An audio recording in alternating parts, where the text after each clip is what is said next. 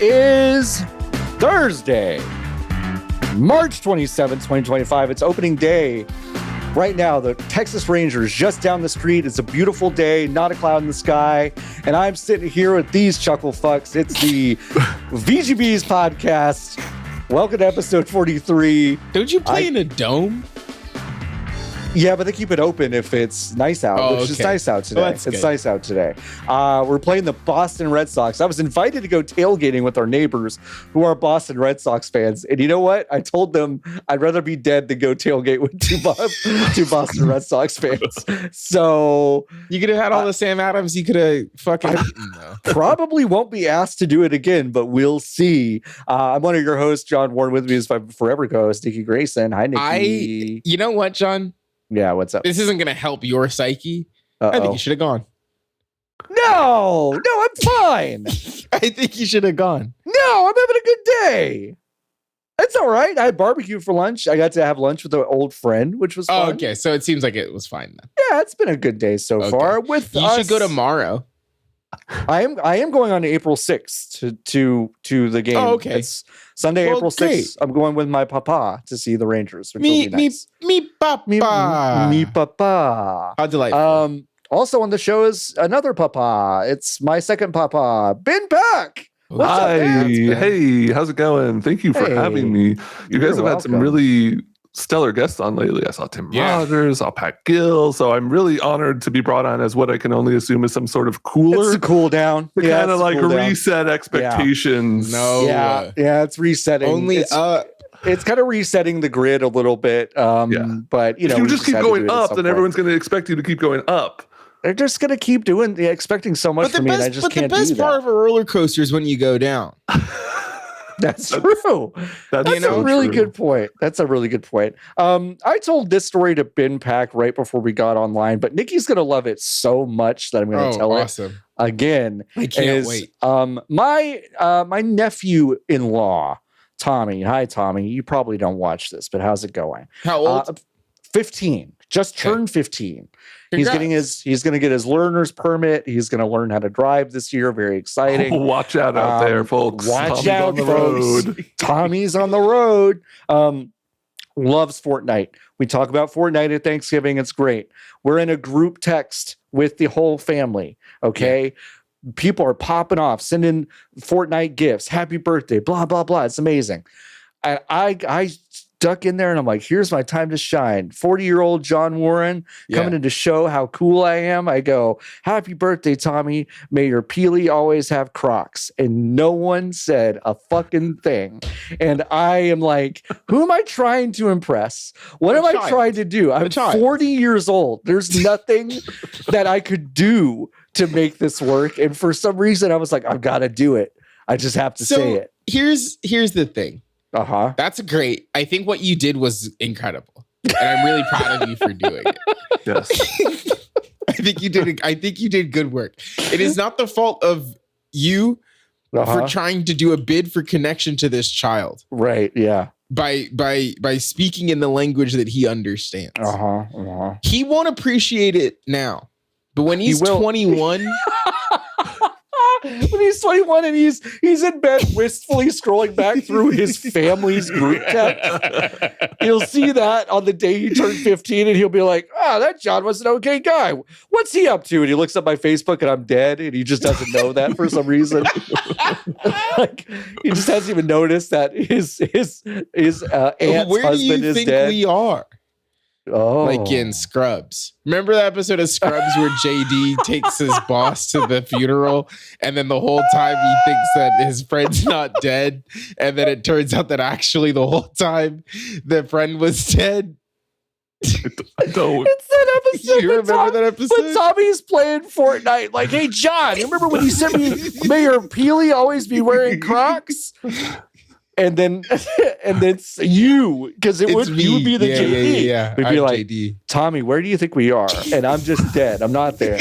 You're not there. I'm not there. You are dead. Yeah, I am dead. I'm sorry the child didn't reciprocate, but I think you did a good job. That's fine. No one got it. I felt really weird because I was like, my mother-in-law is also in this text chain, and she might think it's like a gross like thing. A drug like a drug no, it's okay. thing. Yeah. I think Did you kick him some V-Bucks? See? I didn't. I mean, you should do it now. How long has it been since you sent that text? Yesterday. It's been like... Oh. And 1,000 V-Bucks and be like, just as a kindness, can you please at least give it like a heart?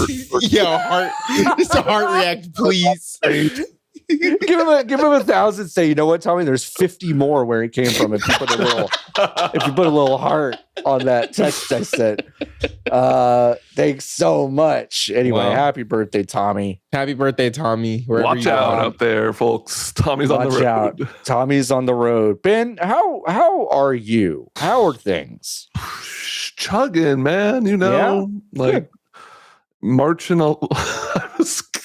Marching along in the grand scheme of the universe and letting the beauty of the world touch me in any way it can. Wow. That's really good. That's really good. Thanks. So things are fine. True. Got it. Nah, it's like that sometimes. The sun is coming out. I don't know why I looked and my immediate reaction was, no, it's not. Mine's going away. If anything, mine's going away. Well, so it's coming out for me. Ben, what's the sun like where you're in your neck of the woods? Clouds.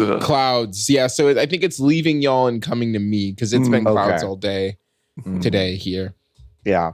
We're all within one town of each other, so we share the same clouds. This one sun. The sun just kind of goes in a little triangle motion between the three of us. It's the 3-body problem in action. I will say it's crazy that it's the same sun. Yeah. Yeah.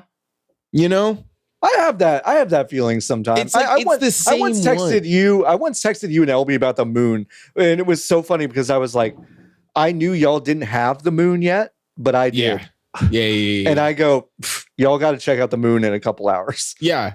which is an insane thing when you think about it. Later.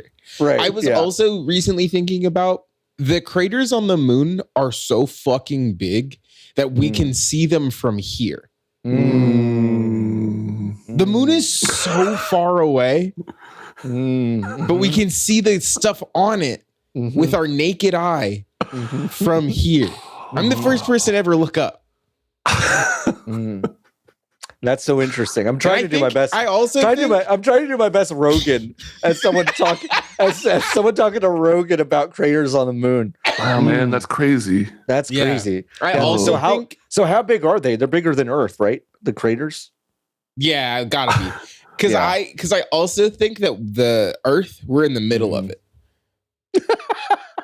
In which like the center or like the middle? Yeah, so like we're in the center and all the stuff goes around us. Right. Oh, right. Like the sun, the moon. Yeah, the sun, the moon, all that stuff. Jupiter. Like old school. Like you thought they got it right like a long time ago. You're kind of on an anti-Galileo kick. Huh? I think he was Galileo. Galiwho? Well, listen. I just think isn't it crazy that his name is Galileo Galilei? What a weird name. Like that's like the fucking Milli Vanilli of philosophers. It's insane to me. Like, dude, but like, do you think? Please welcome Elon Pelon. He had to be famous, right? With a name like Galileo Galilei, like he had to be famous. It's like Bill Skarsgård. That guy has to be famous. Yeah, Skarsgård's such a common name in Sweden. But is Bill? Buzz is Bill. That's a great point. Yeah. So it's a really good point. Samoa Joe's legal name, Samoa Joe, has to be famous. Yeah. Yeah. Well, it's Samoan Joseph, but he shortened it. That's true, but he shortened it. He did shorten it. Just like Kenny Alpha Omega was his, but he's like, I just got to shorten it. Yeah.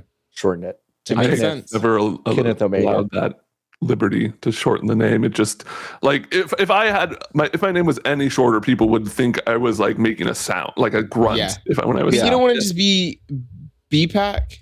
BPAC. Well, I like that. It's too. I already am on like paperwork, right? You know, so like it's like not even really that much of a move. You could if you wanted to disappear, you could go by BP. Because then like a lot of the SEO would just be kind of like stories about oil spills and stuff like that. You know, I've actually considered doing the Benjamin switch. Okay. Wow. Because Benjamin I feel like it's more like, I mean, it's like just like one of the few things we can control in life is what we go by.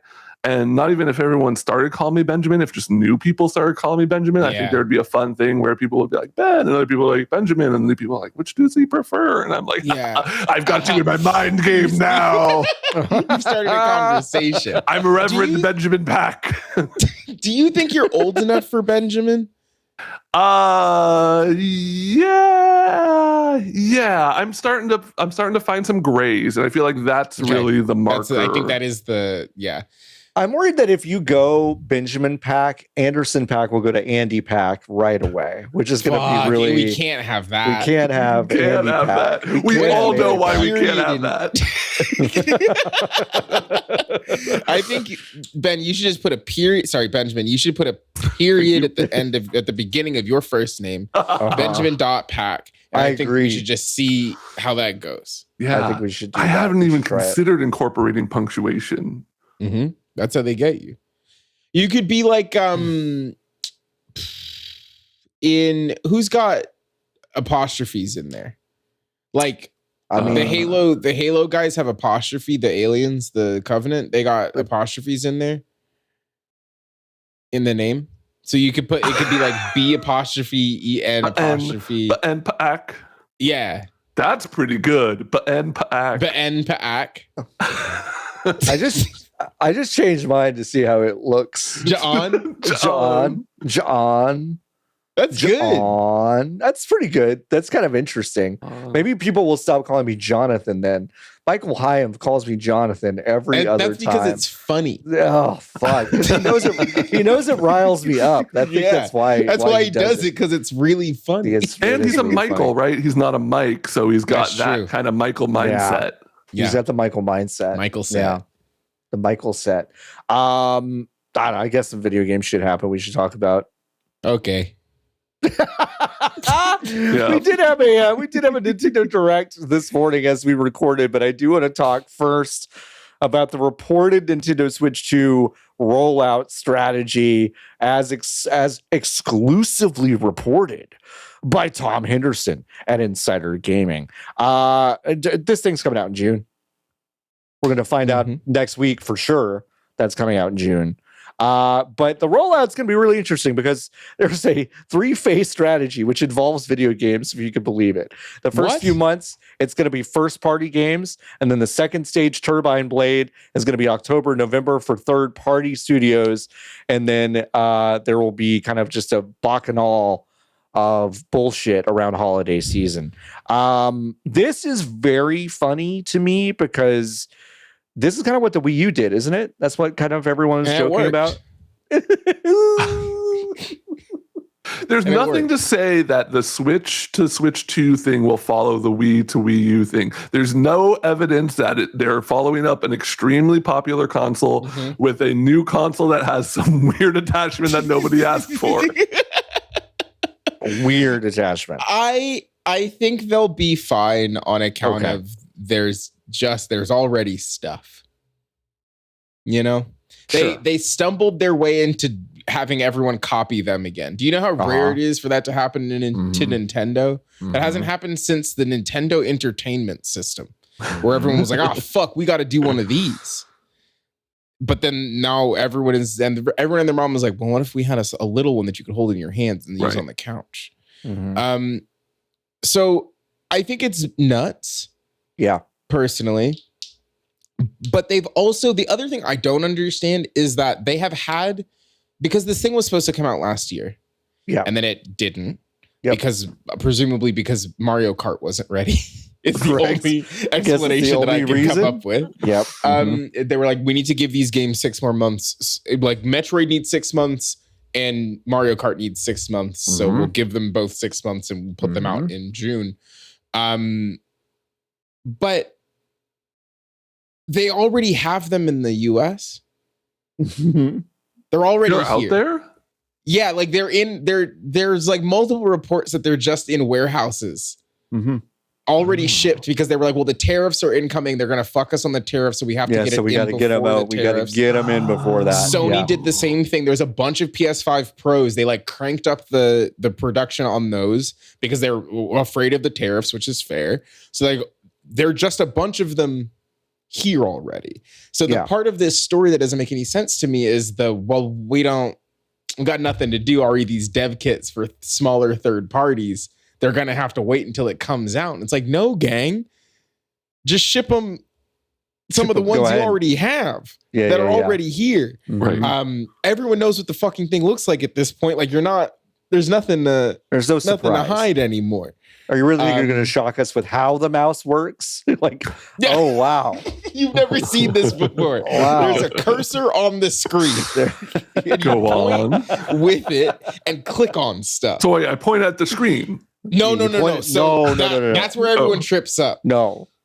So you put it on the thing on the ground. And you could. You could. If my ground is gravel? Is that still okay? It's not gonna work. I can't have a floor anymore because of what happened before. They took it from you. Nintendo, you don't understand this edge case.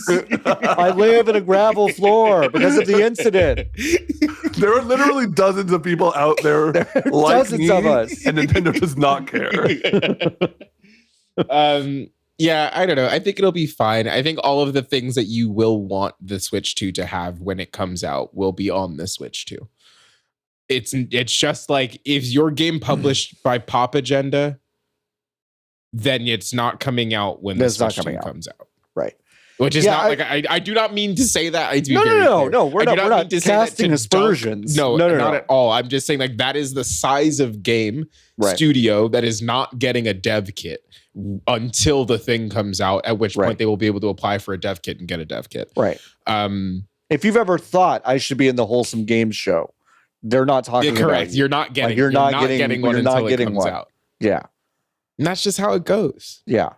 I mean, that's the thing is that the initial reporting kind of made it seem like that, like literally no one was getting a dev kit, which is very funny because obviously like Ubisoft and Activision and EA Capcom and whatever, they all have that. So don't like, no disrespect to that initial reporter, but it probably needed another pass to specify what they were talking about. Yeah. And really what they were talking about is devs of very small companies typically, and John not Warren's like not huge publishers. Getting one, I'm not getting one. I'm not getting one. Ben, though, check under your seat, bud. Oh my god!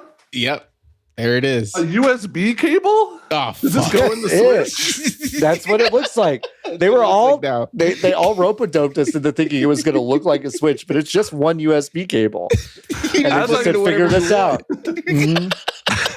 I just want to say, as I was reaching under the desk, I was trying to think of a funny thing that I could have found there, and I found a real thing. I was like, "Oh, yeah, that was good. That's how it goes sometimes." That was pretty good. Are you excited about the Nintendo Switch 2? Sure. I mean, like, I play my Switch very rarely these days because I got the Steam Deck now covered for like when I want to just be on the couch and play something. But I mean, I love Nintendo games. That's not going to change. Even if it's just for first party stuff, I will get the Switch 2. Yeah. And then I'm sure there will be, some interesting third party stuff in the initial like 2-year window when people are like, how do we incorporate this weird peripheral? And like, I don't know, Platinum might do something crazy. Like, there's going to be some people out there who figure out fun stuff to do with it. So Zombie U2. Zombie U2. Let's do it. Zombie U2 : double click. Double click. Oh, fuck. It's right there. Oh, that's really good. Did Tencent get Zombie U? Probably. In the deal? We'll have to talk about that too. Shit. I wish they had said that. Like, that should be the headline. Tencent gets Zombie U. Wasn't that the game where like you had to turn off a bunch of settings and it was fun? There was one of those zombie fighting games. Where like, if you go into options and actually turn off these 3 settings, it's way better. It's really fun. Nobody knew really what they were talking about. I never actually really played that game. I did buy it for my very real Wii U recently, and I've sitting on my desktop right now, and I haven't played it yet, but I want to try it out because I do remember reading things about it that made me go, I think I might really like that game, but I never played it. I played it one time in the Westfield Fox Hills Mall when they were doing a tour of the Wii U, and they were like, "Look at what we made. You like it, right?" And everyone was like, "Wow, I can't wait to play this new game on the Wii I have at my house." And then it was not the case. It was not the case. Not the case at all. Yeah, I don't know. I'm excited about the Switch 2, I guess. I mean, I think the only thing we know about it, I mean, this time next week, we're gonna have Charles Hart on the show of Game Informer. From Game Informer? Yeah. And so we will have kind of the full report on what the Switch 2 is really like in those early games. I think my question based on this rollout strategy report is, we're talking June to October that it's just first party games. So what does that legitimately look like in terms of the release schedule? Is it just like we're going to release one game a month? Well, but that's what I'm saying. It can't, it's not. It can't be. It just isn't. It isn't the thing that this guy said is the thing.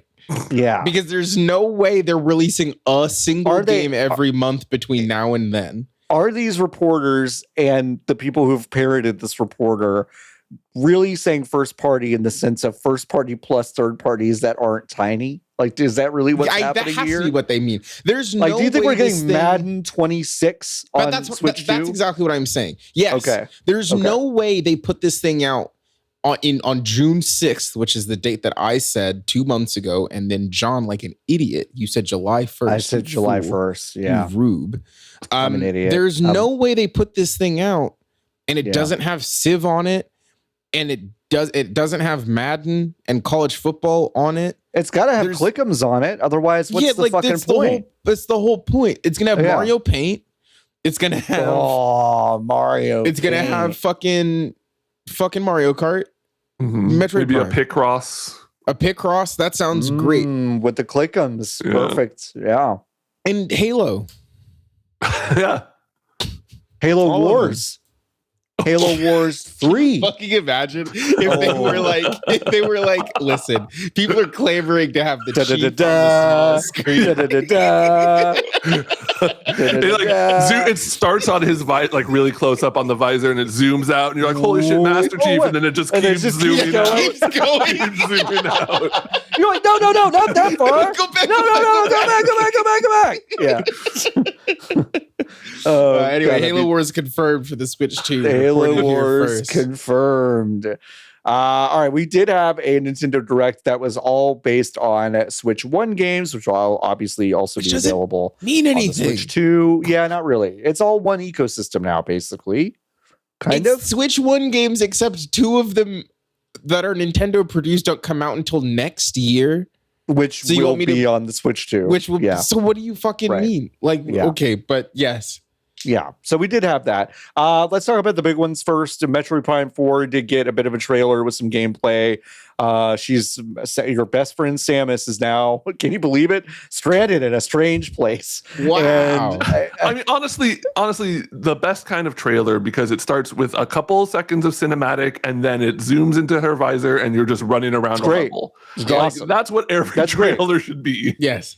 I totally agree. Like, I'm really glad it was that and not what the original reveal was, which was a whole lot of nothing and obviously a bunch of faked kind of stuff. But this was some exploration of a very lush jungle planet. You're basically going to have all your abilities appear to not be actually like suit based, but they're like their powers, they're mind based.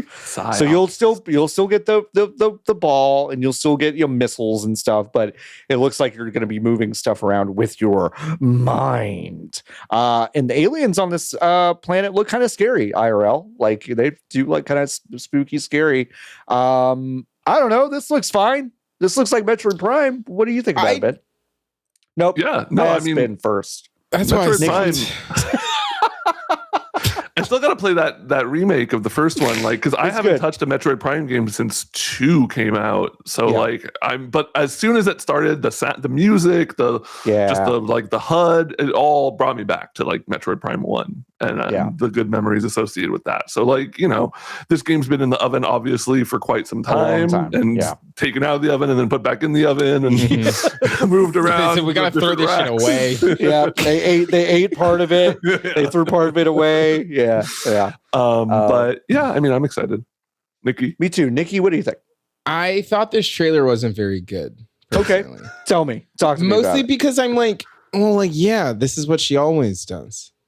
She opens doors and she shoots aliens. Yeah, and we're getting more of that. Which is awesome. Right. But I figure that there's more shit in here. And I kind of want, like, I assumed going into it that in the 35 years this game has been in development, they figured out how to get Samus to run forward, move sideways, look through a visor, shoot an alien, and open a door.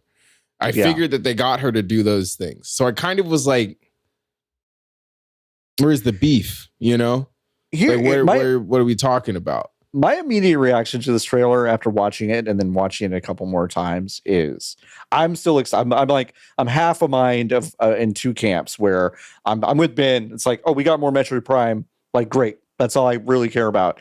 The other part is like, this appears to me that they took the tech from Tears of the Kingdom and then went, let's put it in a Metroid game. Okay. And then crucially, they played an early build of Echoes of Wisdom and realized that this doesn't really work for a Metroidvania type game. And they pared it way the fuck back is kind of what I am assuming has happened here. Which, whatever. I can also imagine going through some of that process and figuring out like, well, if Samus can basically just move a bunch of shit with her mind, this doesn't really work anymore. So now it's just going to be pared way down into a few things. Or they just didn't show us the most interesting parts, which also doesn't really make sense. So but also is a Nintendo move. Yeah. It is. And I'm honestly fine if they want to hold some stuff back. Because, for sure. The people who are like diehard Metroid people are going to get it. People who are like looking for a new game to play on their Switch 2 are going to get it. Going to get it. Yeah. And then and then maybe you miss some people who you might get by saying like, here's all this crazy bullshit going on. But like, I honestly like the only thing I was a little disappointed in was some of the psychic stuff is like, when she shoots the laser and you're like, everything's frozen and you're just kind of controlling it. I'm like, oh, cool. I can stop playing a shooter and start playing. I'm trying to think of a game like Flow. For 45 seconds. Okay, whatever. Like, so I do hope there's some more interesting stuff beyond that for sure. Yeah, me too. I'm excited, I guess. This will be my second actual attempt at a Metroid game. I guess third attempt. I played Metroid Prime 1 and I got to the first boss when I was a child and then I got too scared and I said, Mom, we have to take this game back. So and then funny. I love that took story it back to so the much. GameStop and they gave me my money back. And then I played Metroid Dread and loved it. So I'll give this one a shot. You did love Metroid Dread. I really did. I wasn't like shocked that you loved it, but I was a little surprised that you liked it as much as you did. I liked it. There were a handful of abilities I'd never used because I didn't know what buttons they wanted me to press, which I don't know is a sign of an excellent experience, but that's okay. Yep. Yeah, no, that makes sense. Yeah, I'm excited for this game. It still says it's coming out this year. I don't know if I believe that. It's gotta. No, it's gotta. You think it's gotta? It has to. There's no way this thing doesn't come out day and day. Oh, man. Okay, that's fair. Let's go to the next game that we have on here, The Eternal Life of Goldman, which is basically an old man running around with a cane. It's G apostrophe. Old man. Old man. In the dock. Thank you. This did look like DuckTales. Yeah, it's a hand animated 2D animated game which looks delightful. Beautiful. And then he's running around. Yeah, it looks like a Metroidvania, as it were. And then he just does the Scrooge McDuck shovel move. Just straight the fuck up. Just does that on some guys. And I was like, cool, I'll buy it. Thank you. You sold a copy. It just looks like a good one of these. I like it. I like 2D hand animated stuff. And I am too stupid to know how it works when you do it in a video game. So it just feels like magic to me. Yeah, I mean, this game looks really pretty. I think it had the art that out of everything in this Nintendo Direct, I was like, this looks really beautiful. I like the way this looked. I like the idea of like upgrading a cane as a cane user. I was like, oh yeah, that's fun. Representation. Some old guy who could fucking Naruto run yet also be using a cane. That's fun. I mean, who else do you? Go ahead. No, I was going to ask John what upgrades he was going to put on his cane. Oh, this is good. A gun. Yeah. I mean, I was going to say the only other upgraded cane user you have is the penguin, and like that's mostly an umbrella anyway. So yeah, gun is really the move. Gun's pretty umbrella good. Gun. I would love the hypnotizing umbrella thing that the penguin uses. You know, oh yeah, just do that and be like, "Get me another bag of beaver nugs from Buc-ee's," you know, like that kind of thing. It's like, I'm your henchman. You pay me to do it. I'll go. Yeah, anyway. I'll go. You don't have to. The check is the hypnosis. Also, boy, you forgot to submit your 1099 again. It's late. But yeah, I'll go to the store for you. Yeah, so this looks good. I have no real sense of like what the game is. I can't really tell if it's like really hard or if it's supposed to be kind of a heli.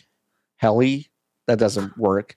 Like kind of a really nightmarish, like hard game. I was getting a little bit of like Hollow Knight from it. Oh, that's great that we bring up Hollow Knight, a game that again. Silk Song! Silk Song! Yeah, it's real. It's coming out tomorrow. That game's never. Listen, I'm gonna get real close on this one. That game is never coming out. You hear me? Never. Vaporware. It's gone. And I live for the people who are like, maybe Silk Song will be. It'll never be announced. Ever. Anyway. Game's coming out this year. And when it comes out, you won't find any of these tapes or these clips. They'll be gone from the internet. They'll be gone. You won't be able to find me. Silk Song, no, not there. But you know what was? You know what ended the presentation? That's right, folks. The return of Tomodachi Life. Yeah. This is called Tomodachi Life, Living the Dream. I thought it was Animal Crossing until the person turned over and farted. Then I was like, we got Tomodachi fucking Life. And we got the return of Harold. Y'all remember Harold? I'm going to put Harold in the show notes. Harold is the little Ben before we recorded says looks like Steve Ballmer. Totally does. Yep. The little guy who used to sing and do all that and say gross stuff. I can't wait for the return of Harold 2. Yeah. This game is so funny. I'm so excited to have it. I watched the Tomodachi Direct that they did 10 years ago.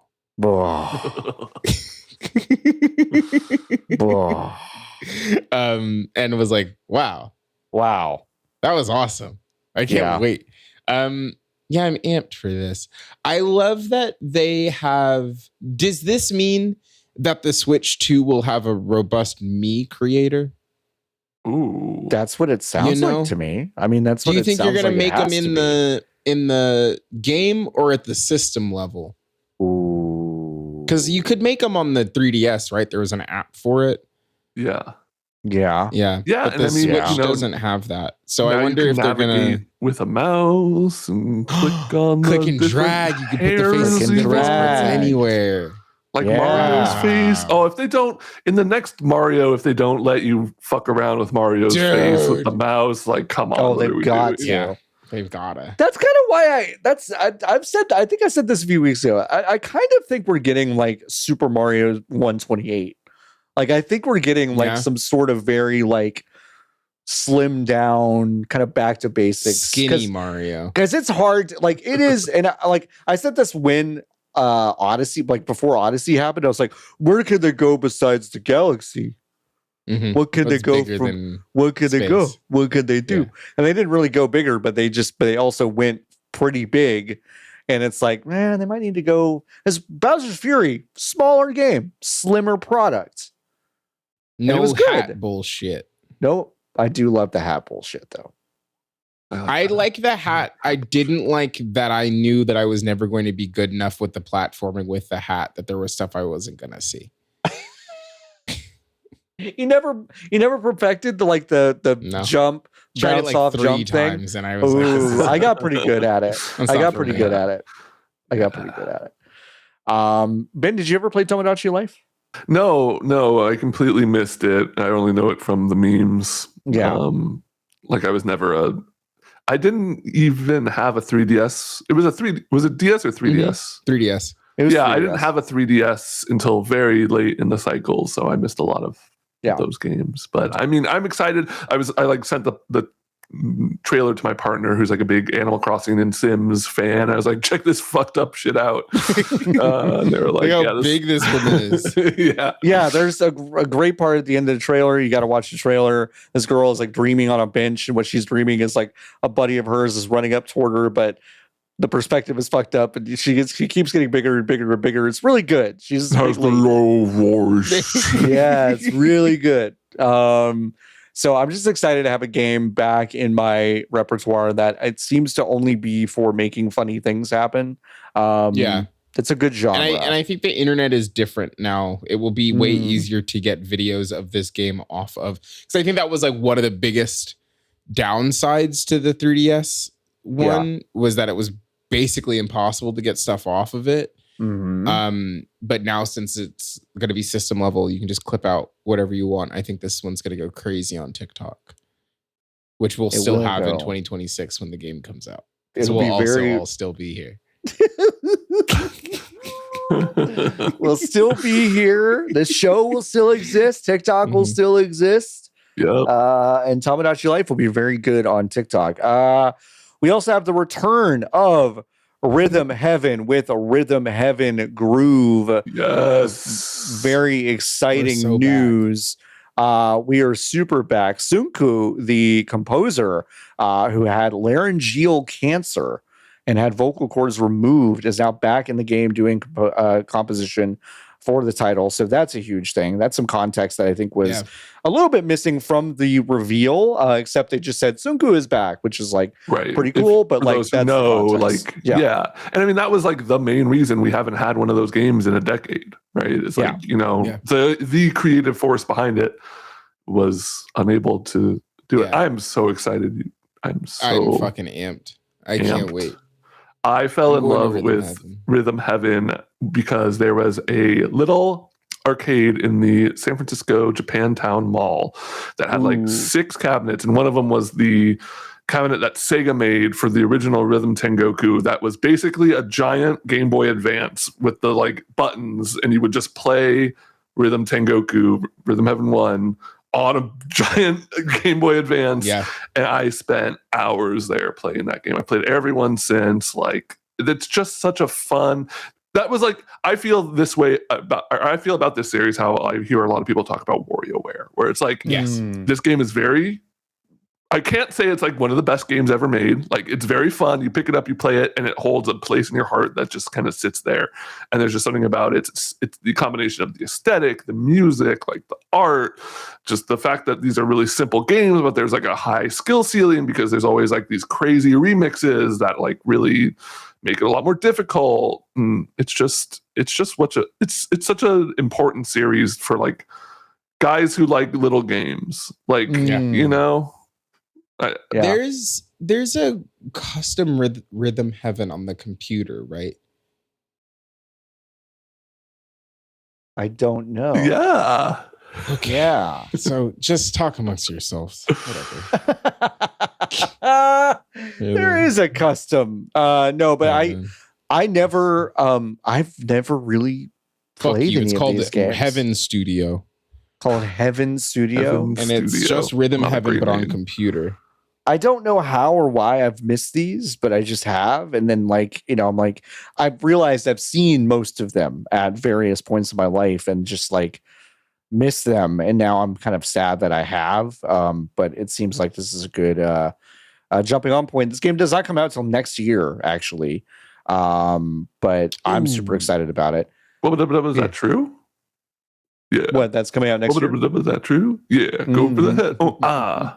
It's just a little, for all the other little freaks out there. That was for you. What's your bad news, Nikki? Game's gone. They killed it. Nintendo said, "Get this shit off my internet." I mean, that's pretty par for the course. When you asked if there was just something online for it, my first instinct was like, well, if it was more than a month. You mean you didn't find it? I mean, you didn't find it. Sorry. No, it's definitely not there. It's not there. It's gone. And it isn't the second Google link either. It's not. Yeah, I'm really excited about this game though. It's like, do all of them have this kind of sense of humor about them? Oh yeah. They're very, like, one of the first mini games you play is like a karate guy, and like in the first Rhythm Tengoku, like the training one is basically like you're a karate guy and there's like throwing like normal things and you have to punch them away, and then the things just get weirder and weirder as they go on. And so all the games kind of like some are just like, you know, we're two animals playing badminton in little planes, but then sometimes it's like, you know, just normal stuff like you're pounding mochi or whatever. Cool. Okay. Yeah, I'm really excited about this. Another game I'm actually kind of excited about, even though like I'm tired to death of the IP involved, is Marvel Cosmic Invasion. It's from the same people that did the Shredder's Revenge and publisher .emu, who does really nothing but like banger revivals of great old beat 'em ups. It feels like right now. Were they Streets of Rage 4? So .emu did publish Streets of Rage 4. They did not. The same developer did not do Shredder's Revenge and Cosmic Invasion. Cosmic Invasion just looks exactly like Shredder's Revenge, basically, but with Marvel. Can I tell a really quick story about? Of course you can. Because I just remembered it, and it's been long enough that I think it's funny now. Sure. I went to go play Streets of Rage 4 at E3 before it came out. This is probably 2018, 19, and we got there. So. But previously, I went there with Jeff Gersman. Previously, we had a team brunch at IHOB, which you will remember IHOB, is when they went burger mode. Yes. And it was truly that's dating. That's putting it down to like a specific 2-week period. Wow, that's incredible. Yeah, we're like, we got to go to IHOB, and we universally agreed it was the worst. We all had the worst hamburger we've ever had in our life. Yeah, I was feeling nasty when we get there, and I immediately, it was like in a hotel room. You know, a lot of times, like, you'll just be in someone, like, they'll have a hotel room to play a couple games. It was like Streets of Rage 4 and Windjammers 2 were the two games that were showcased there. Yeah, I remember that. And I immediately made a beeline for the bathroom. And are we PG-13 around here? No, you say whatever you want. I took a really stinky poop. I took maybe the stinkiest poop I've ever taken in my life in the middle. And there was just like, 40 people in this hotel room. And I opened the door, and there's like two guys standing there waiting, and like we make awkward eye contact, and I'm like, oh fuck, like they know I'm making a really stinky poop. We go out, and then like 20 minutes later, I sit down, and one of the two guys who was out there is leading the demo for Streets of Rage 4, and I'm like, oh great. And he's sitting here thinking I gotta give a fucking demo for the game for the 50th time today to the stinky poop man. I don't want to be here. I didn't want to be here before the stinky poop, and now I especially don't want to be here. Wow. You're so strong. The BGB's podcast promise is great because, like, like a couple weeks ago, Jeff Gersman had like some guy on that announced like a new game label for like ex Call of Duty people. And then it got picked up by everyone. So I'm like, oh wow, Jeff broke some news. I can't wait for like tomorrow when Video Game Chronicles like Ben Pack revealed to be Stinky Poop Man on BGB's podcast. I'm like, yeah, we finally made it. We finally figured out who Stinky Poop Man was. I think I had to take a second poop before I left too. That's God, crazy! I would have gone home. It's so hard. That would have been it for me. I would have been like, I can't. I'm really sorry. Like, this is it for me. I booked an early flight back to San Francisco. Yeah, I gotta go. I was at South by a couple weeks ago for like actual like serious business, and like we were in the middle of this thing, and like I had to poop like twice in the middle of it. And I'm just like, it's so embarrassing to like go poop during a professional event. It's right, so even though it's like we all do it. Everyone does it. We all do it, except for Nikki, who just goes straight home. Which is amazing. Ben, that was a really good story. That's a great story. Thank you for sharing. Thank you for sharing it. Of course. Yeah, I really appreciate that. Was Streets of Rage 4 good? Yeah, I mean, I was never like a Streets of Rage person, but I was like, yeah, this seems like a good beat 'em up. Like it's got a couple. Like I think all you want for a modern beat 'em up, and I hope Marvel Cosmic Invasion has this. It's one of the trailers I didn't watch today. Is like you need 1 to 2 cool ideas. Like just do the core beat 'em up good, and then layer like 1 or 2 interesting or modern things on top of it, and you're golden. That's the thing I will say. This game looks it is the same people, so that's why it does look like this. But it looks so much like it looks the fucking same. Like it just looks like they swapped the guys out. Which like I kind of that's how it used to be. Yeah. So I kind of respect it. Like I kind of am like, yeah, you know what? You built the video game one time. And now you shop it around. You're like, you want your fucking guys in it? And then they say, yeah, you can put our guys in it. Yeah. Well, yeah, we'll do that. And sure. You can put the Stranger Things kids in it. Sure. Yeah, sure. Fucking whatever. If you don't think that's coming in a year when that final season part 8 is out or whatever. Done? No. Like these kids are 48 years old. They're fucking getting the AARP magazine now. They're like, they're texting Mayor Peely's always have Crocs to their nephews. Oh fuck. Yeah. No, but like I guarantee you, I think you're right. Like, because they should just stamp this out and be like, all right, well, we can like riff on it just a little bit. It'll be enough. This is the max, the one to watch for HBO beat 'em up. And it's got Jada. It's got fucking Guy Fieri. It's got Bobby Flay. It's got Swerve Strickland. It's got Eli Gemstone. It's got the it's got the inside the NBA Uncle desk. Baby Billy. It's Chuck. Yep. God, that would bang. That would bang. You know what they should make? Warner Brothers should make a platform fighter. I think that would be the moment you looked up, I was like, oh, yes. We're in agreement that there should be some kind of multiversal platform fighter, right? Fighter. With their guys. Totally. Who too bad. Rick and Morty. It would never work. At least not for more than 3 years. All right, but that was there were other trailers. We'll probably list some of those, and I might do a bonus where I look at some of the it's a bunch of farming shit, huh? There's some how much of it was cozy? Like 4 of them. Here's the thing. I think I gotta stop watching directs. Well, I didn't watch this one so live, which was great because I just skipped the ones I saw pixel art and I said awesome. Honestly, no, we're due. I went to Day of the Devs with a couple friends of varying like interest levels in gaming. And, you know, Day of the Devs is basically a bunch of indie devs come and show off their games. Mm-hmm. And I was talking about like, we were walking around and they were like, this is like aesthetic kind of everywhere. It's like the cozy games, right? Those very hot right now to have a cozy game. I'm ready for the kind of like anti-woke, anti-cozy backlash where it's just, we were on the lookout. We found a couple of like filthy games, like or unsettling games. Like we're due for like a uncomfortable core, I think, movement coming in the next couple of years that I'm really excited about. Play with your entrails in full 3D. Whoa. One honorable mention I will mention is Witchbrook, which is a Chucklefish game. That's the folks that made Starbound and Wargroove. Witchbrook looks like a cool kind of like, it's got some of that cozy slice of life stuff, but it also looks like a little more open worldy for like a pixel game you can play with 4 people. A lot of people were, in my chat at least, were very excited that this was announced officially. So be on the lookout for that one. I liked Wargroove. Yeah, Wargroove was kind of really cool. Hard, but I liked it. Yeah, it was hard. But yeah, I was kind of excited about that too. All right, we have to talk. We have to talk about the virtual card system for the Nintendo Switch.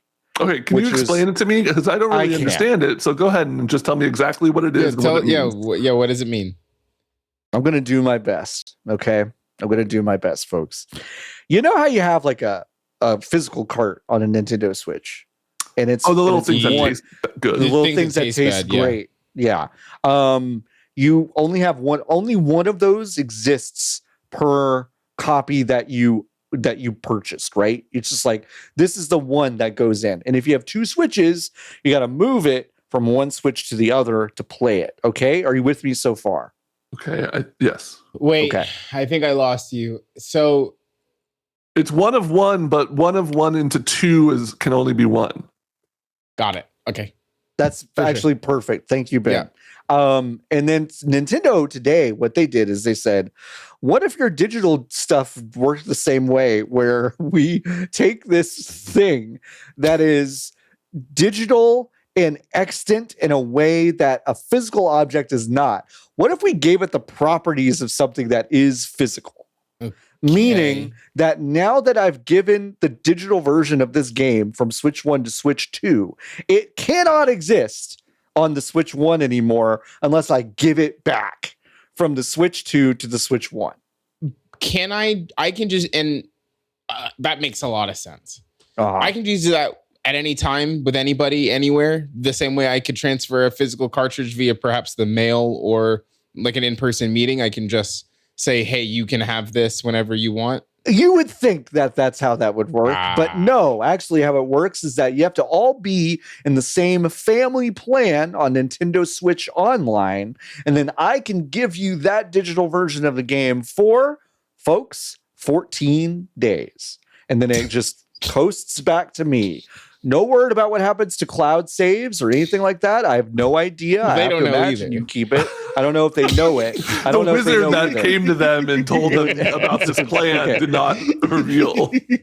And in grand Nintendo fashion, they presented this idea like it was in the fucking incubator for a decade. like we've been cooking this thing up for a long time. What if we gave physical properties to something that's digital? Holy shit. Yeah. Okay, I want to, for a moment, in fairness, talk about the it's, at least as I can see, the only benefit of the system. The benefit of the system is that right now, if I have two Switches and I download my library onto both Switches digitally, one of those is now designated a secondary Switch. And if I do not have an internet connection, when I fire up that game, it's going to say, actually, we don't know if you're allowed to use this game. Okay? Now, this problem technically solves that. But crucially only in the sense that you have to preordain this object now to belong to the other system. Which is explicitly, sorry. It's okay. Which is explicitly, I just was so fucking bored. We were really bored. And also what we also didn't talk about is that you did the voicemail dump truck this week with Samoa Joe, and he did give you 80 muscle busters during the show. And you're just now kind of recording, recovering from it. Yeah. That's not how this works. No. When you critical to this could be so easy. They could be like, do you want this one anymore? No. Right. Okay, great. You beam it over to your fucking pal. You can't use it anymore, but your pal can. Yep. And when they're done, they can either send it back or keep it, which is usually how loading a video game to a person works. Yep. You never get it back. And that's fine. Yeah. But instead, they've done all this other bullshit. Patrick Klepek, over in his crosstalk capacity, crossplay capacity. That's his very. If you didn't know that, that's his cool kind of parenting / video game newsletter brand. Anyway, yeah. He asked Nintendo if my kid is at a friend's house and they want to play a game that they know we own, but is not on their Switch, can I send it to them? And then Nintendo just flat out said no. No, because you have to be on the same. You have to be on the same local Wi-Fi to send it to each other. As far as I think that's what that said. I think that's like not only do you have to be on, you have to be in the place. So it's like they've said it's optional.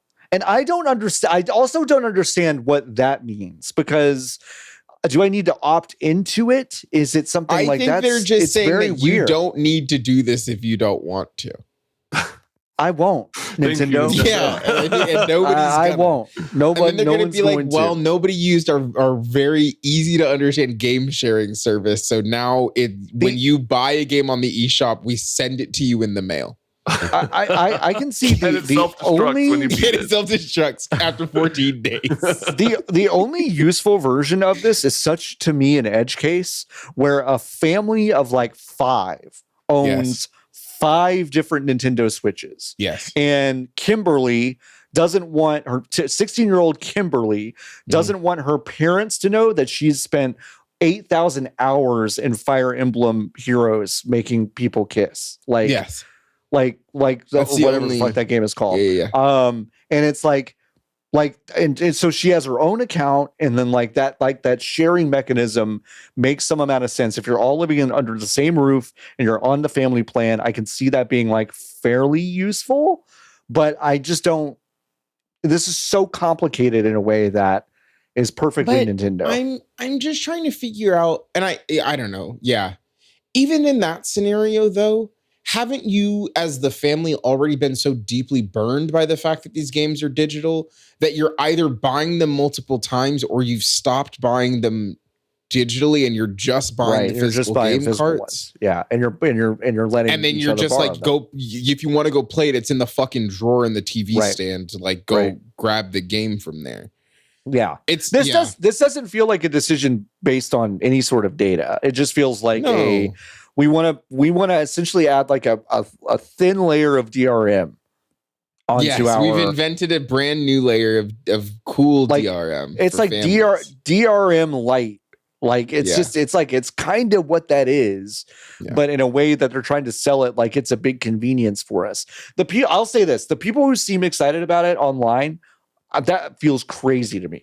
I saw people were like, "This is great. I'm glad they're." I'm like, what do you mean? What are you talking about? Yeah, what case? What is this? Like to me, it makes me feel like you don't understand how the Nintendo Switch works. Like and maybe I'm the weird one that has 2 Nintendo Switches and has done this digital library dump onto another device. And it's like I feel like I'm one of the only people who must have gone through this and figured out that you can mostly make this work. Well, no. When I tried to do it, I lost like 50% of my shit. Did you? When I had the regular Switch and then I switched to the OLED, I lost like half of my shit. They were like, we don't know where it went. Animal Crossing Island gone. Sorry, we just don't know where it is. People, when it's gone, and I was like, oh, okay, cool. Okay. That's so cool. That's so fucking awesome. Yeah. I lost it. It's gone. Whatever. It's gone. I'm just happy. I'm just happy that Nintendo. Oh, the last good idea anyone ever had about DRM was when Microsoft was like, "We think we'll let you sell the games back that you get digitally." Yeah. That was the last time anybody had a good idea, and then everyone got mad at it. So they said, "No, never mind. Not anymore. It's fine. We won't." Well, that was threatening the killing of GameStop, and they had so much more. No, for sure, they had so much more to contribute. You're so right, Ben.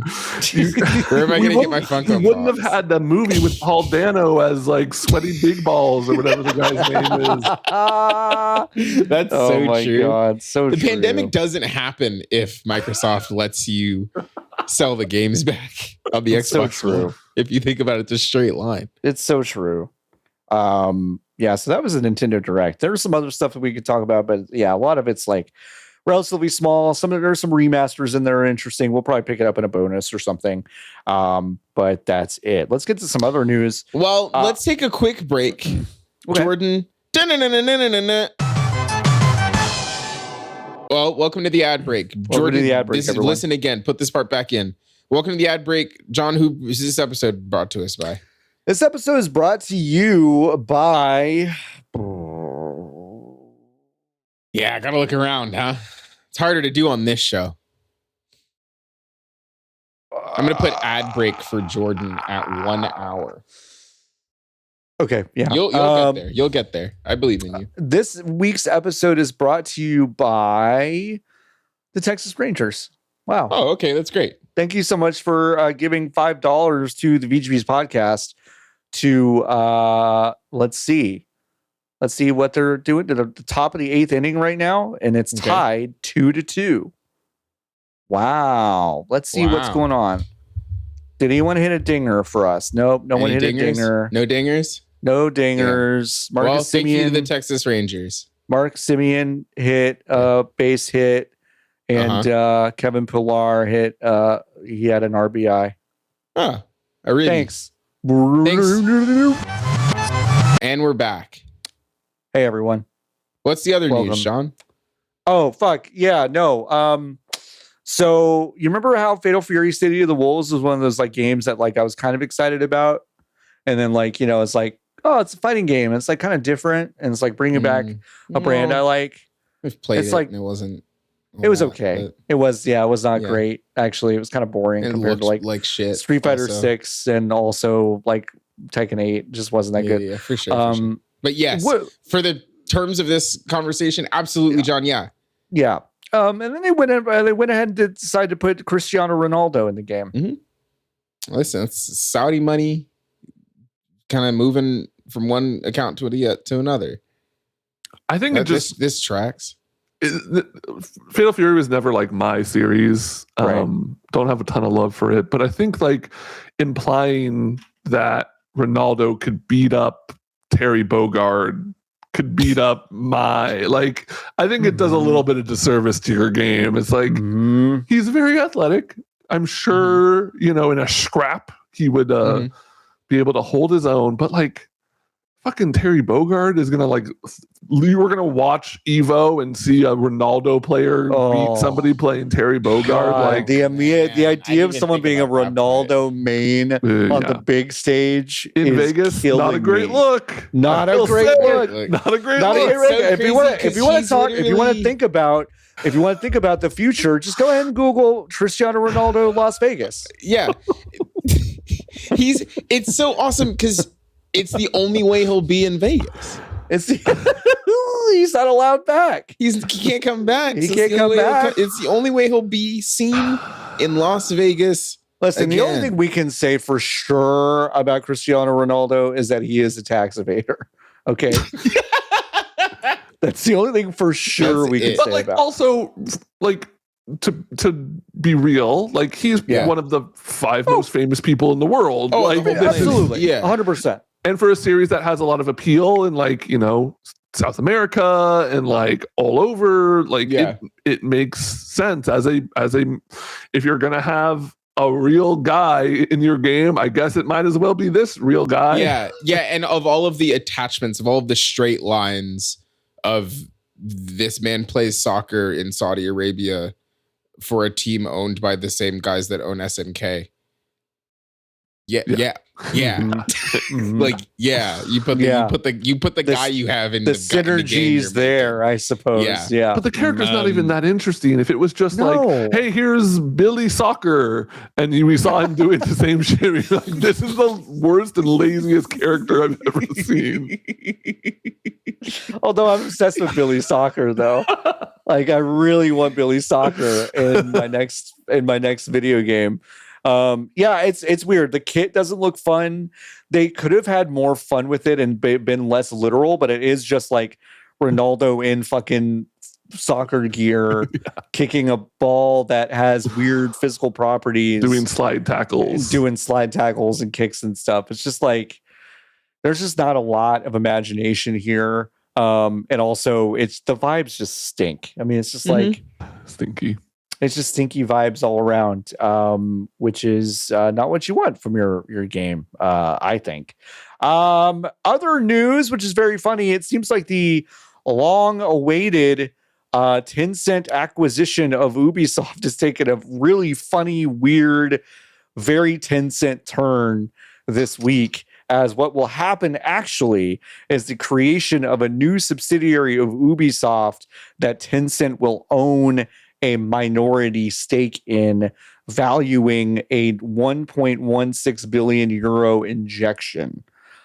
Okay. Finally.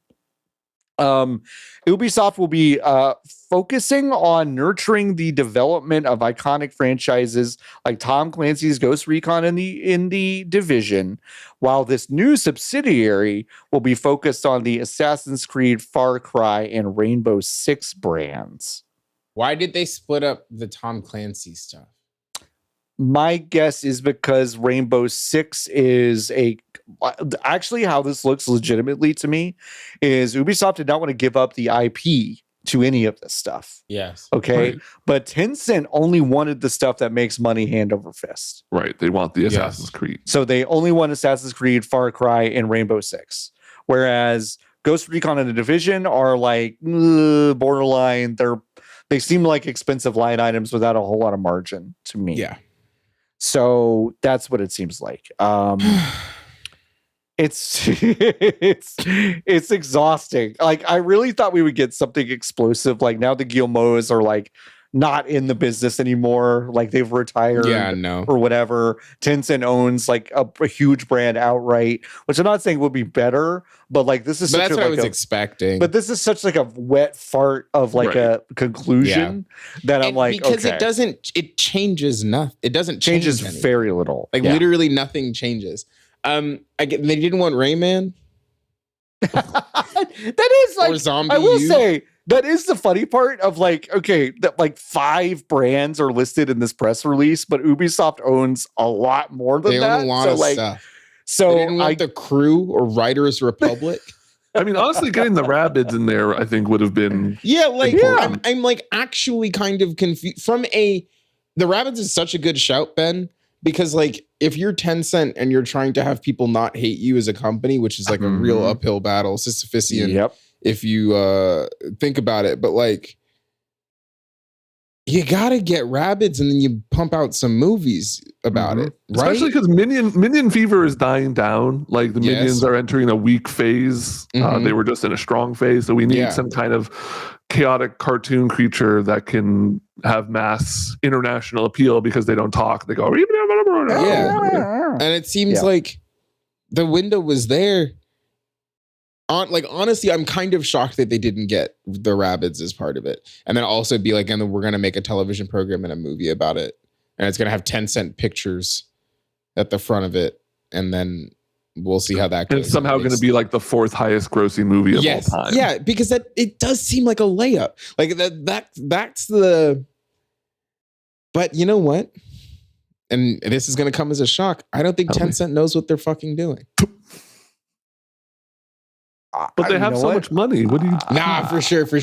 I don't know if they know what they're doing. So we'll see how this goes. Tencent, what are you reading, John? What have you learned? I'm reading the Tencent Pictures filmography. Lay it on me. Yeah, I mean, it's just like with these fucking beggars. Roko Kingdom 4. That's in 2015, and that's a Chinese animated fantasy film. Like the Australian guy who's friends with the cow and the turtle, right? What? Roko's Modern Adventure. What did you say? Yeah, that's right. That's right. It took me a second, but I got there, Ben. That was good. Roko's Kingdom 4. Roko's Kingdom 4. Roko Kingdom 4, Warcraft, Rock Dog. Now I gotta look up Rock Dog. Which is shit. Oh, it is not. Oh, I just expected a cute little dog made out of rock, and it is in fact Luke Wilson playing a dog with a guitar. It's Luke Wilson, Eddie Izzard, J.K. Simmons, Lewis Black, Keenan Thompson, Mae Whitman, Matt Dillon. Elliott. I do have to shout out Sam Elliott as Fleetwood Yak. That's pretty good. That's really good. I have never heard of this. Okay. $64 million budget. There was a $24 million box office. I can't believe they lost money on this. They lost money on this. Nuts. Okay. Kong, Skull Island. Okay. Wonder Woman. You have to give me the stone. Yeah, that's them. Wait, how was that them? That movie's not China at all. Oh, I know a lot of these aren't. Well, Kong Skull Island's not. No, for sure. Rock Dog is though very. Rock Dog is the thing. Yeah. Okay, that's fine. Keep going because I'm Our looking at the Shining list now. Days, Animal World, L Storm. Have any of these gotten above a 70 on Rotten Tomatoes? That's a great question. Men in Black International, Bumblebee, Terminator, Dark Venom. Fate. I did skip Venom on accident. The 800, that's Chinese. Vanguard, also Chinese. That's Jackie Chan, looks like. Monster Hunter. Okay, remember that You Monster can't just Hunter say movie? that looks like Jackie Chan when you're talking about a Chinese movie, John. Okay, but in fairness, That's it nuts. was Jackie Chan, but you can't say Like, that.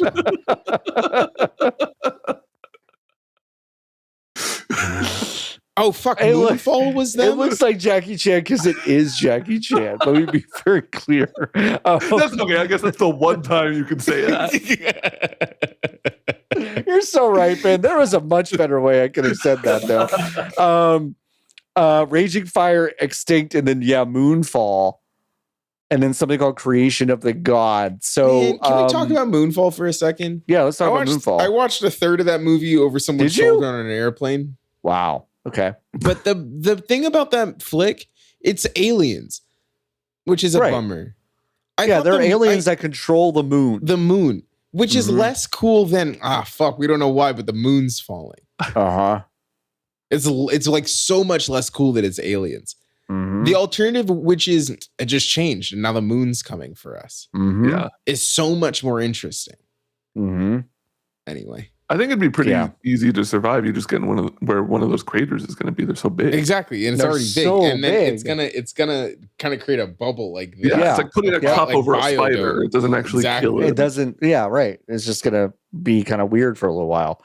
I think I'm surprised there wasn't a Tencent Pictures Rabbids kind of maneuver here, but there was not. Very weird. Oh well. What a weird. They'll find something else to spend $80 million on. They will. Yeah, no, for sure. What a weird, weird wet fart ending to the story. But you know what? Let's get away from news. Let's talk about what we've been playing and doing. Nikki and Ben, you both wrote Avowed here. One of my favorite games of the year. What's going on? Ben, tell me about Avowed. Your time with it so far. Yeah, I'm chunking away at it a little bit at a time. It's nice to have just like a game. Like I can play 30 to 90 minutes of it at a time and have a great time with it. Yes. I love that about it. It's a game that I didn't really have on my radar. I was never.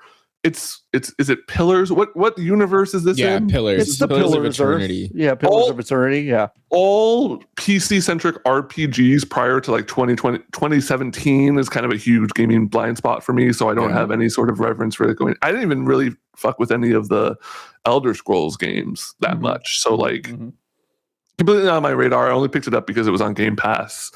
And it's the best stealing games. It really is. And this game is like.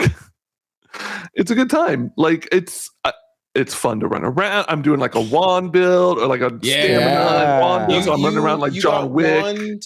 You got wand and book. I got wand and book. Wand and then the other loadout is axe and book. Kind of doing like a. But I mean, I have a few problems with it. I have two problems with it. One is easy to ignore, which is that the dialogue I think is rotten. I was trying to follow along for a long time because I do like a lot of the world building, like the conversations with the voice in your head or whatever. I'm a little bit into the third area for reference, but I like the the books I pick up and I read sometimes. I'm like, oh, this is some good writing here, but I think like the day-to-day dialogue with your companions, with other people, is just like miserable. Yeah.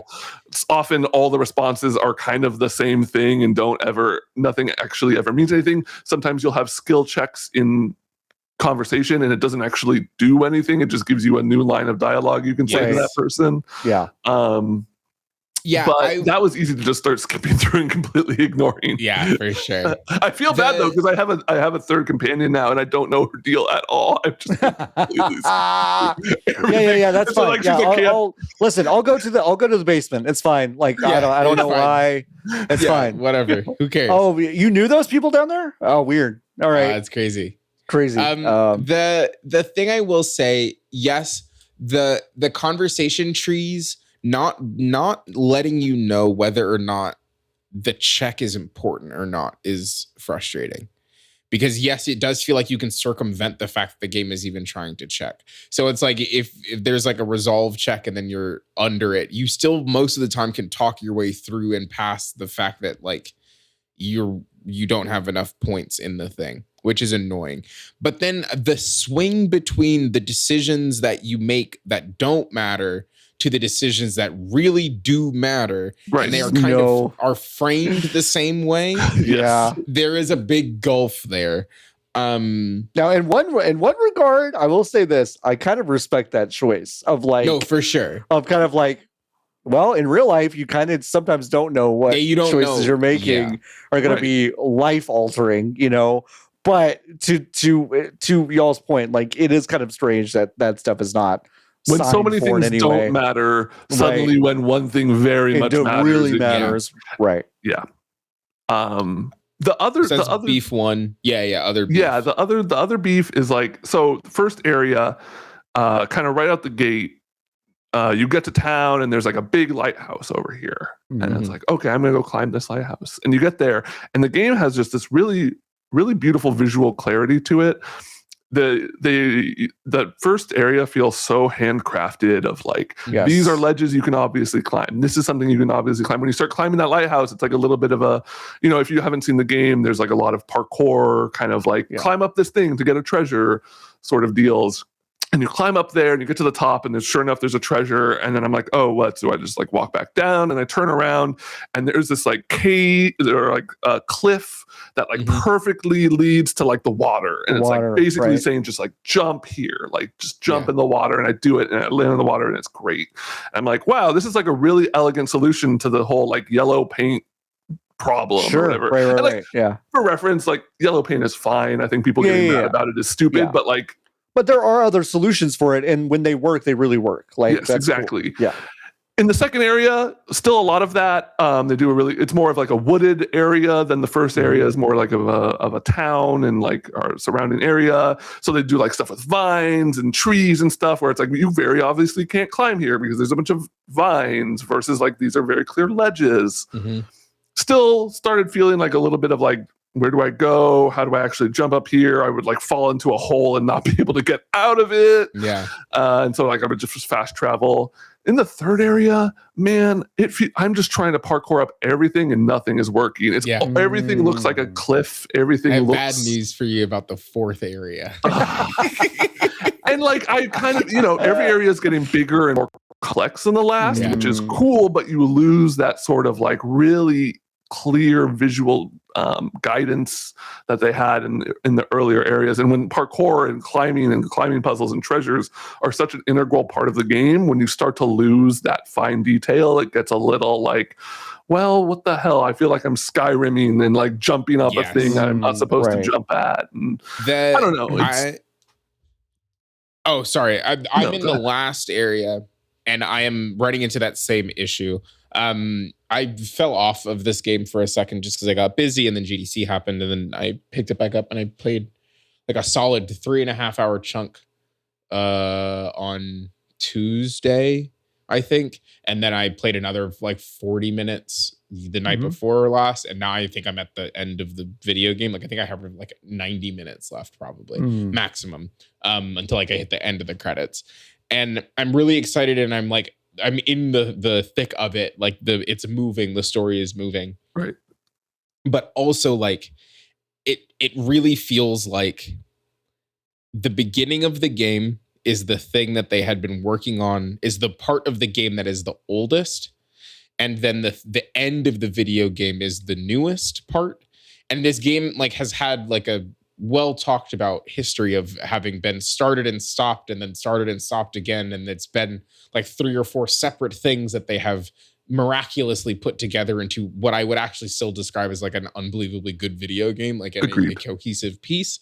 But like it's little stuff that is unmaking. There's parts you're running around in this last area and there's like a lava situation. There's a lot of lava in this last area.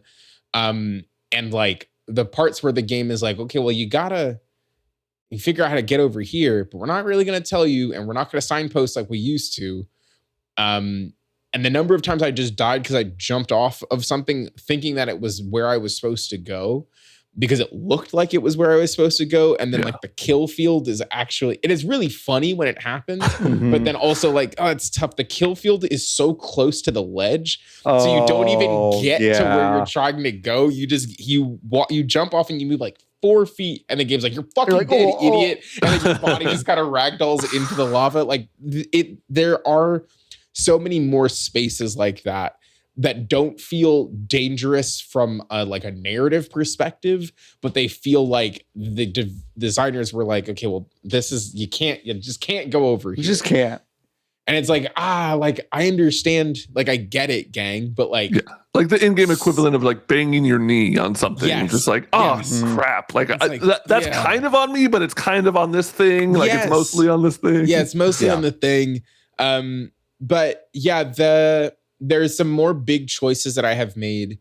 And it is kind of cyclical in a way that I think is really cool. I won't spoil it since you're not there yet, Ben, but like, yeah, I don't know. I, same as you, was not really expecting very much. And that first preview cycle that came around, people were pretty cold on it. And now I feel like I need to go back and figure out what part of the game they played in that preview cycle, because I'm sure it was the early in the first area. Right. But like that first preview cycle was so not what this video game is, or like people I think missed what this video game is. And I am kind of like pissed about it. Because I do think this game is like trying a lot of stuff, and I'm really excited for whatever the next one is. Because I think that they now have worked themselves into a really good base, and there are very obvious things that this very clearly talented obvious things. Yes. That they will be like, okay, yes, these are the things that we will fix for the next one. And I think they will fix those things, not under duress, which is kind of, again, what it seems like this game was under on its way to coming out. Because I agree with you, Ben, that like the more characters I kind of bring into the fold, the more I'm kind of like, y'all needed like a little bit more time with these like just like a lot of it's not very less quips, like less a lot quips. Of it's like it's I'm not one saying for I've got me. I'm not saying I've got what. That looks like one of those things you were fiddling with at camp. Yeah, no shit. I've gotten 15 of these. You know what they do. Yeah, you know what they do. Well, now we've got a god on our trail. Yeah. You know, it's like it's stuff that like that team has a pedigree that is actually like pretty anti where this writing baseline is. Like Pentiment and Fallout New Vegas and Pillars of Eternity and like all these games like are better than Avowed in this specific way. And that's one of the most obvious ways. Like if this team decided to take the next dev cycle and basically be like, yeah, this next one's going to be a lot more like Baldur's Gate 3 in terms of like depth and quality of writing and all this other stuff. Like that's an immediate win. But I also agree with you, Nikki. Like I feel like the initial marketing cycle and also the preview cycle, which demanded that people play through this game in a way that it should not be played through. Yes. Which is as fast as humanly fucking possible. Right. Because you run into some really, I agree, like bad scaling issues, but only because you're trying to mainline the main quest like as fast as possible. And so every review that had that, like that is exactly what happened.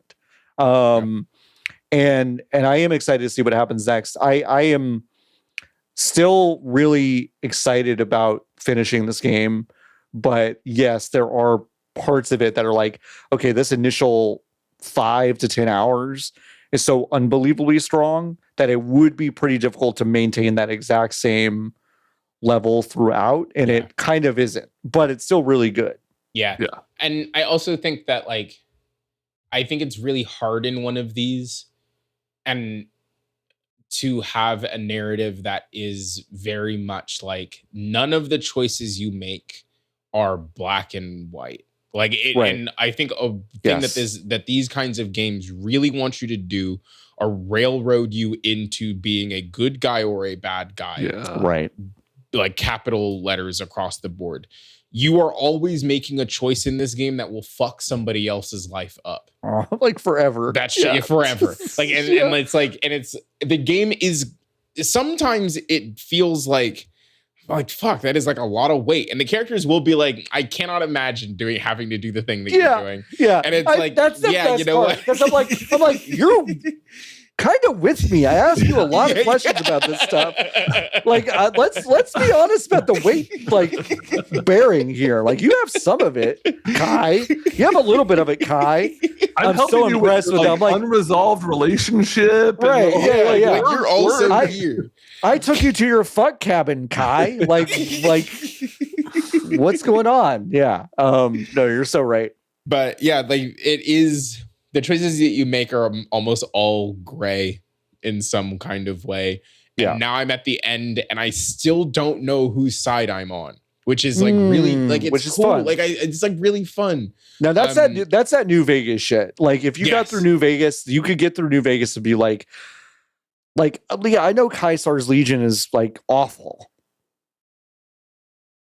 but they got a point about some stuff. Yeah, no, like everyone involved in the NCR is a dick ass. Everyone in the NCR sucks. So it's kind of like, so it is, and it's like sometimes it feels a little cheap, like a little bit like Daisy Fitzroy was the real villain in BioShock Infinite, like in some ways, but it's like some of it is just like very real. Like it is like, this is a big complicated world, so it should feel confusing that I don't know what I believe in, you know?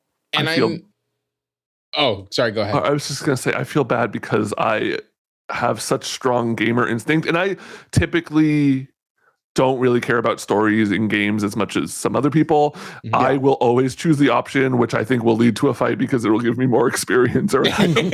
Straight up. Like, there's a confrontation. I'll be vague about this. There's a confrontation at the end of the second area that either can lead to a fight or not. I assume eventually, even if you choose not, it will be a conflict because it's like, an antagonist character. And I'm like, oh, this will be a fight. I'll get an item. Fuck you. We're fighting now. Yeah, exactly. Yeah, there's a lot of that. And then also sometimes I do think as a narrative device, this game does treat inevitability really well. Because there are a handful of those conversations, Ben, where you are like, I could talk to you now or I could kill you now. Yeah.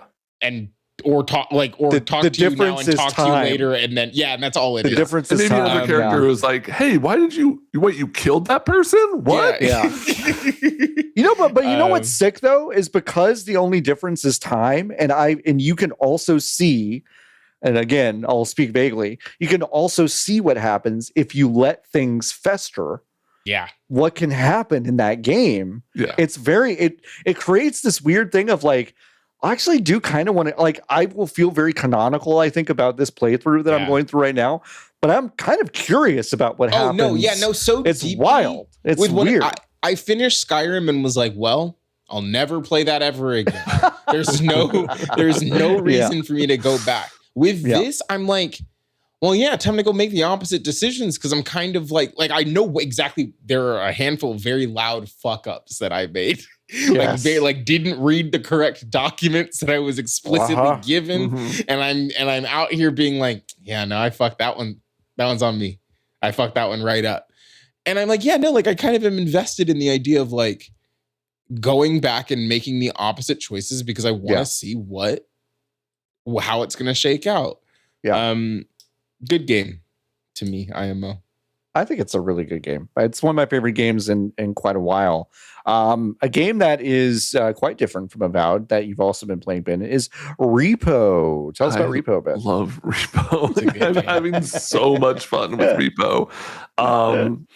If you haven't seen R.E.P.O, it has probably the widest gap. I think I posted about this on Blue Sky. The widest gap in between awful marketing and great game. Like the thumbnail is the like laughy cry emoji guy, but his eyes are even more freaky. And you're like, what is this like? And he has like Disney Elsa princess dentist teeth. Yes. It looks like an iPad. It looks like an iPad game that your little cousin is playing that you need to take away from him. Yes. But it's really fun. It's if you've played Lethal Company, it's a similar idea. You're little guys and you're trying to get treasures and bring them back and make money and not die to scary monsters. Like that's the whole game is walking around. But like I and my friends really prefer it to Lethal Company. I played a lot of that, enjoyed it. Don't get me wrong, but like this game has this physics element where you're like actually carrying the stuff. You can, if you bang it up against a wall, it's gonna break and lose value. You need multiple people to move heavy things. There's upgrades.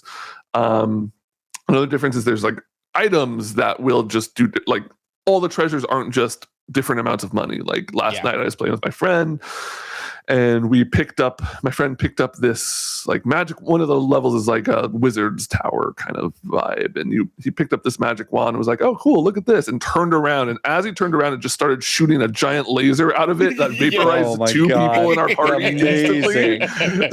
It was just and like so good. It's all what's it called? Like locational voice? Positional audio. Positional audio. Proximity audio.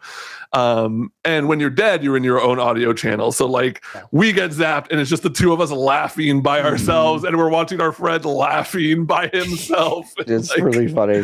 It's just leading to a lot of like, it's just fun in that way that like one of those games you pick up, you're like, I know I'm going to play this for somewhere between 6 and 10 hours and it's going to, every one of those hours is going to be great and I'm never going to touch it again. Yes. Yeah. That game is fucking good. When you talk in the game, because it is in-game chat, you're like a Muppet. So like the top of your vaguely trash can shaped all of the characters are. So when you talk, yes, you're like the top of your head flaps open. That's so it's just really good. If you type in the game chat, it's got text, like really shitty text to speech. Yes. And if you look down, it pitches it down. And if you look up, it pitches the text up. Yeah. So you can like write text and then move your head up and down and control the pitch, which is really fun. And like when you crouch, you just become a little guy. Like you become, you can pick up your friends, whip them really around. I think it's excellent. And I really was not expecting there to be a cottage industry of Lethal Company likes. Like I kind of was like, people are gonna make, because the last time this happened was when like DayZ came out. Right. And then every iteration on DayZ kind of fucking sucked because DayZ was bad. And maybe that's what it was. Like DayZ I didn't think was very fun to play. So then everyone that came after it was kind of like, no, I don't think the core idea is very good. But maybe because Lethal Company's core idea is so good, when you get a game that is building on top of those things, then it really works. When you finish a round, when you finish a round, you go into this like mystery pit and all of the people in the lobby fight against each other to win a crown. The crown does nothing, but you just run around and you just the goal is to be the last person standing so you can get a little crown. And it's like, that's a silly, fun idea. You just got a bunch of the physics items that are in the game and you can fuck around with them and you can learn what they're going to do because they teach you what the items do when you eventually do end up buying them in the store or finding them in the levels. It's really good. They should change the thumbnail on Steam. They should absolutely change the thumbnail. Just make it one of the little guys. Yeah, we love those little guys. We kept calling them Mortys last night because we were talking about like Rick and Morty and how the guys are. It's just a game where you're all Mortys running around. Yes. It's amazing. No, that's really good. I have still not played this game. I want to, but like I don't have any friends, so it's really hard. True. You just gotta ask. Ask your cousin. Ask your cousin. Hey, just send the thumbnail and be like, you game? Bet? Question mark? Bet? Question mark? Word? Question mark? That's how you talk, right? I definitely want to play this because I just, it's almost exactly like you said, Ben. Like I played probably like 6 hours of Lethal Company and had like a fucking blast the entire time, and then haven't played it again. But I remember that time fondly. Nikki, talk about All Systems Dance for me. I played this at the Game Developers Conference in San Francisco, California last week. It's a game where it's very early. Well, I don't know. I don't want to say very early. It's early. The game is slated to come out later this year. But no release date from when I was chatting with the person from Mighty Yell. It's a platformer, like a walk around platformer. There's no real combat. You're kind of progressing and moving through this game via like how you say dancing.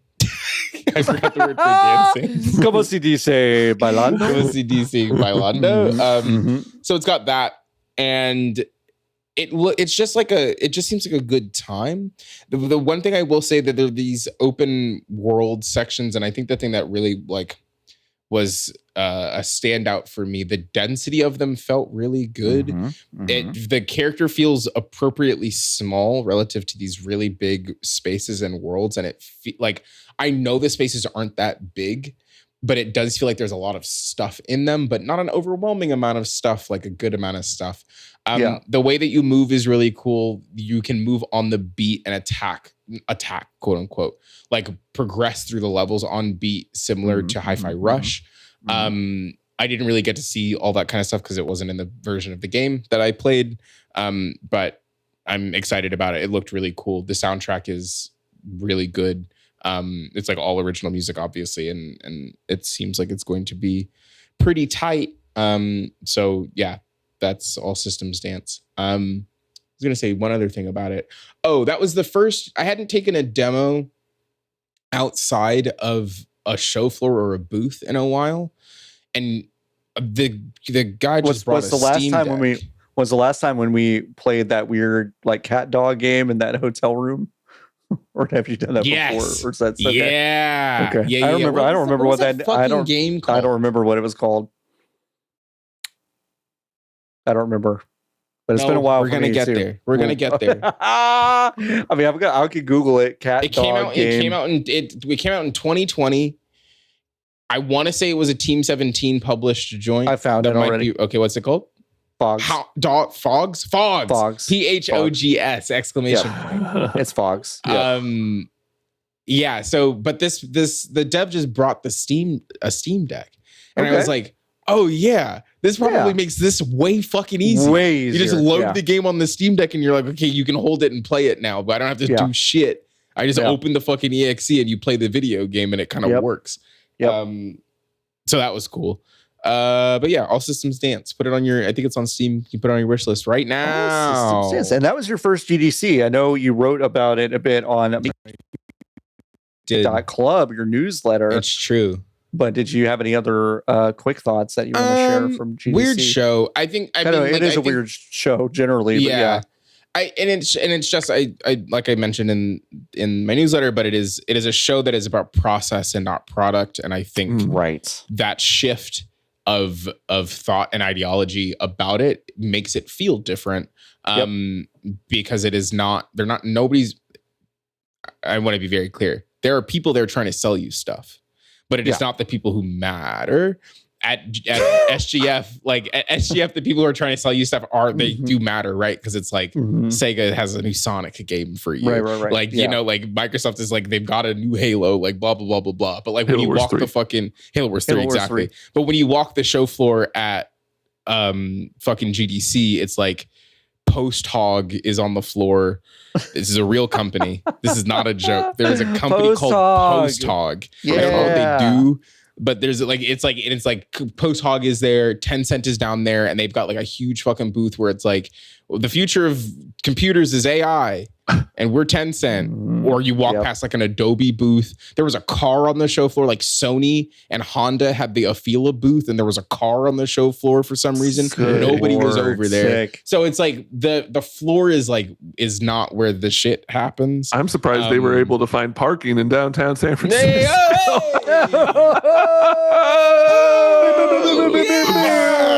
Oh, it's hard. Anyway, that's GDC. That's good. I have been playing Assassin's Creed Shadows. Yes, I've been playing through this game. It's the first Assassin's Creed game I've stuck with for more than maybe 5 hours in a very long time. This game is really, really pretty. The foliage in this game, which has gotten talked about a lot, is remarkable. Like one of those kind of like advancements in technology that I do think is actually really impressive. You can chop down a lot of it too, like bamboo. It's kind of fun. This game is gorgeous and it's fun. I just like went through this like temple area and I got into a flow state with like assassinations and like, you know, grappling up until, you know, a tall tower to escape and then like throwing a smoke bomb and then like I just got into a flow state with assassinations. Is a funny thing to say. Like, no, I was just killing people and it was just my body was just, and I was just vibing and I let the second mind take over. That's how they caught Luigi. He was at that diner. He just said like, I got to a fucking flow state with that whole thing. And then they're like, wait, who are you? Yeah, I it's just like, I remember why a lot of these games I used to like a lot. And they've definitely like, I feel like they've like shaved off a lot of the bullshit. Now, granted, a lot of Assassin's Creed bullshit shows up kind of later in the game now of like, remember, you're not really this person. You're some future person looking at these memories in this plot that really sucks. Like, don't like it. This overarching thing really sucks. It's not important. But how are they going to get the launcher to make sense, Sean? The launcher is crazy. There is now a launcher for Assassin's Creed where I thought when I pulled it up the first time, you could watch like a movie about like what happened in that game.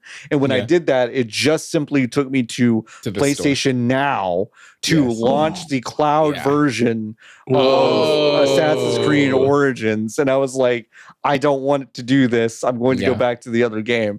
So that was really weird. Ubisoft's whole platforming stuff is really, it's gross, but like this game is pretty good. So I don't know if you've fallen off of these, I recommend it. If you like the really massive open world kind of, Tim Rogers called it Witcher 3 Easy Bake Oven, which is what these are.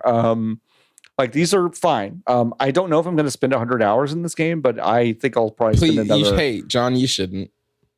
I don't think I'm going to. Just from the outside, I just don't know if it would be a. I don't think this game has enough. I don't think there's like enough.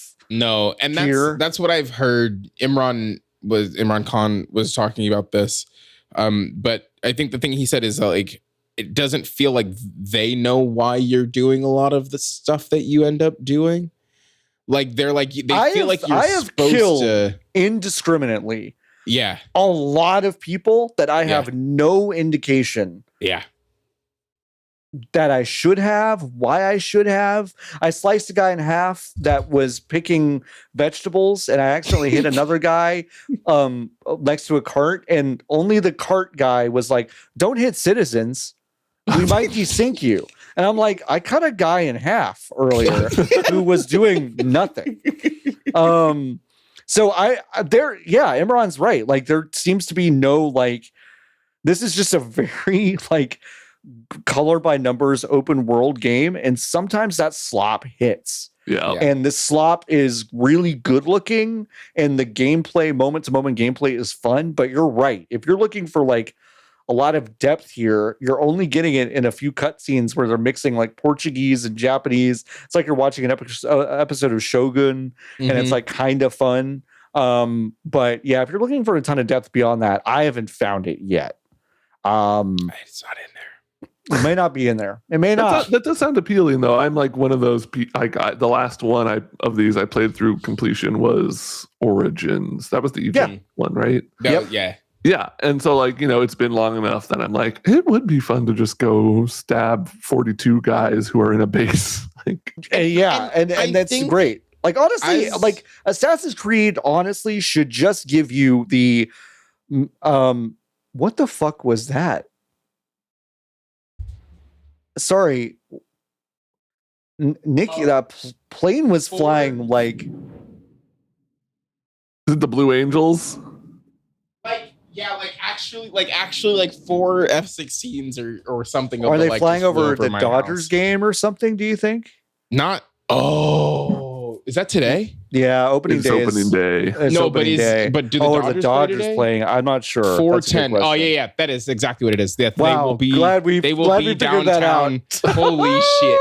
I thought it was over. Yeah, I thought it was all over for a second, gang. Yeah, I did too. I was a little worried, but You kind of had that moment of like, is this what I want to be doing? Yeah, when I die. Do I want to be talking about Where were Assassin's you when Creed? the bombs fell? Well, I was talking about Assassin's Creed. I just feel like the next Assassin's Creed, what I really want, are just like more like a fucking Metal Gear Solid VR missions, but just like, here's the base, here's the other base, here's the next base. Yeah. Like, I think that's all I really want from these.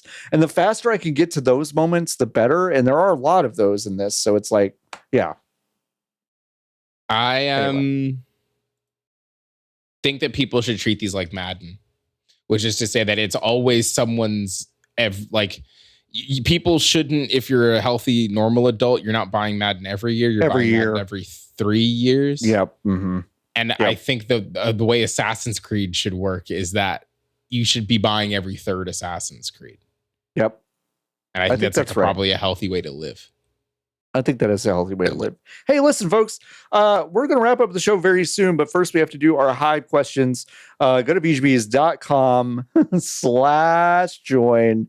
Join the Hive. You can ask us questions every single week. Go to the Discord. We have a special section where you get to ask us questions. We will answer them. Whatever we don't answer, I'll try to pick up in a bonus. My Hero Zero asks, do you have a game you have not finished but have not played in at least 2 years that you would like to return to? The planes are coming back. Them coming back is weird. I feel like that doesn't normally happen, does it? They're running laps. What are they doing? They're so loud. That's nuts. What was the question? have you dropped off a game more than 2 years ago that you would actually like to return to? I can't remember what happened 2 years ago. Tears of the Kingdom, but was that 2 years ago? I guess it's close. It'll be 2 years in May, right? Yeah, it's 2 years in May. Okay, yeah. So Tears of the Kingdom. Yeah, Tears of the Kingdom. Let me look at my Steam. I don't finish games all the time, so I'm sure the answer to this is yes. But same. Nothing's coming to mind. I mean, God of War Ragnarok for me. Oh yeah, you know what? You know I'd like to finish Ragnarok that one. for me also. Me and John are like this on that video game. Yeah, just we are. shaking hands. We have the fucking exact same. The Predator handshake over God of War Ragnarok. We like 4 hours of that. And I technically like that game, but it's like I couldn't have been bothered to finish it. Yeah, I'm good. You stinky. Yeah, You stinky for Ben. Ooh. I don't know. Stinky. I don't like games where you crawl through a cave opening, a little thing in a cliff, and you wiggle through, and then you go, "Oh no, there's a guy there!" And then you just let me play the fucking game. Just let me run around. I know. Oh my God, Nikki's fucking mic arm is broken again for the 80th time on the show. I would like to one day finish Fallout 2. That was a game I was streaming for Giant Bomb at one point and got about halfway through and was like, this is pretty good. And then a bunch of stuff came out about people involved, and I was like, do I have... and then I just stopped playing it. Yeah. But I like that game and want to finish it. That's also one where I'm like, there's no way I could go back and remember what I was doing. I'd have to start. Oh, right. Yeah. That's the other part is like, a lot of these games that I would actually like to go back and finish. Starting it over sounds so harrowing to me that I'm like, well, I will just chance it and see if I remember what's happened. I don't know. Metal Gear Solid 5, that's one too. Oh, I did not ever really. I got only 15 missions in that game or something. I think it plays really well. I just dropped off it because I feel like a lot of other stuff came out. I haven't gone back. So I think that's my that's my answer. That's a good answer. Yeah, thanks. Fix Your Heart or Die. Hello, Liv asks, when the kids say pack watch, does Ben get nervous or is it empowering? I gotta say there was a period where I was concerned about it, and I didn't want to explicitly. I never try to explicitly look up what a youth saying means. I like to try to learn it through context clues, because the second I'm me, a 36-year-old is on Urban Dictionary, it's like not a great look. Yeah, you do get on a list. It's true. It's not like a big list, but it is just a list. Yeah. But I think I definitely there's room for me to co-opt it. I welcome any sort of like, back when I used to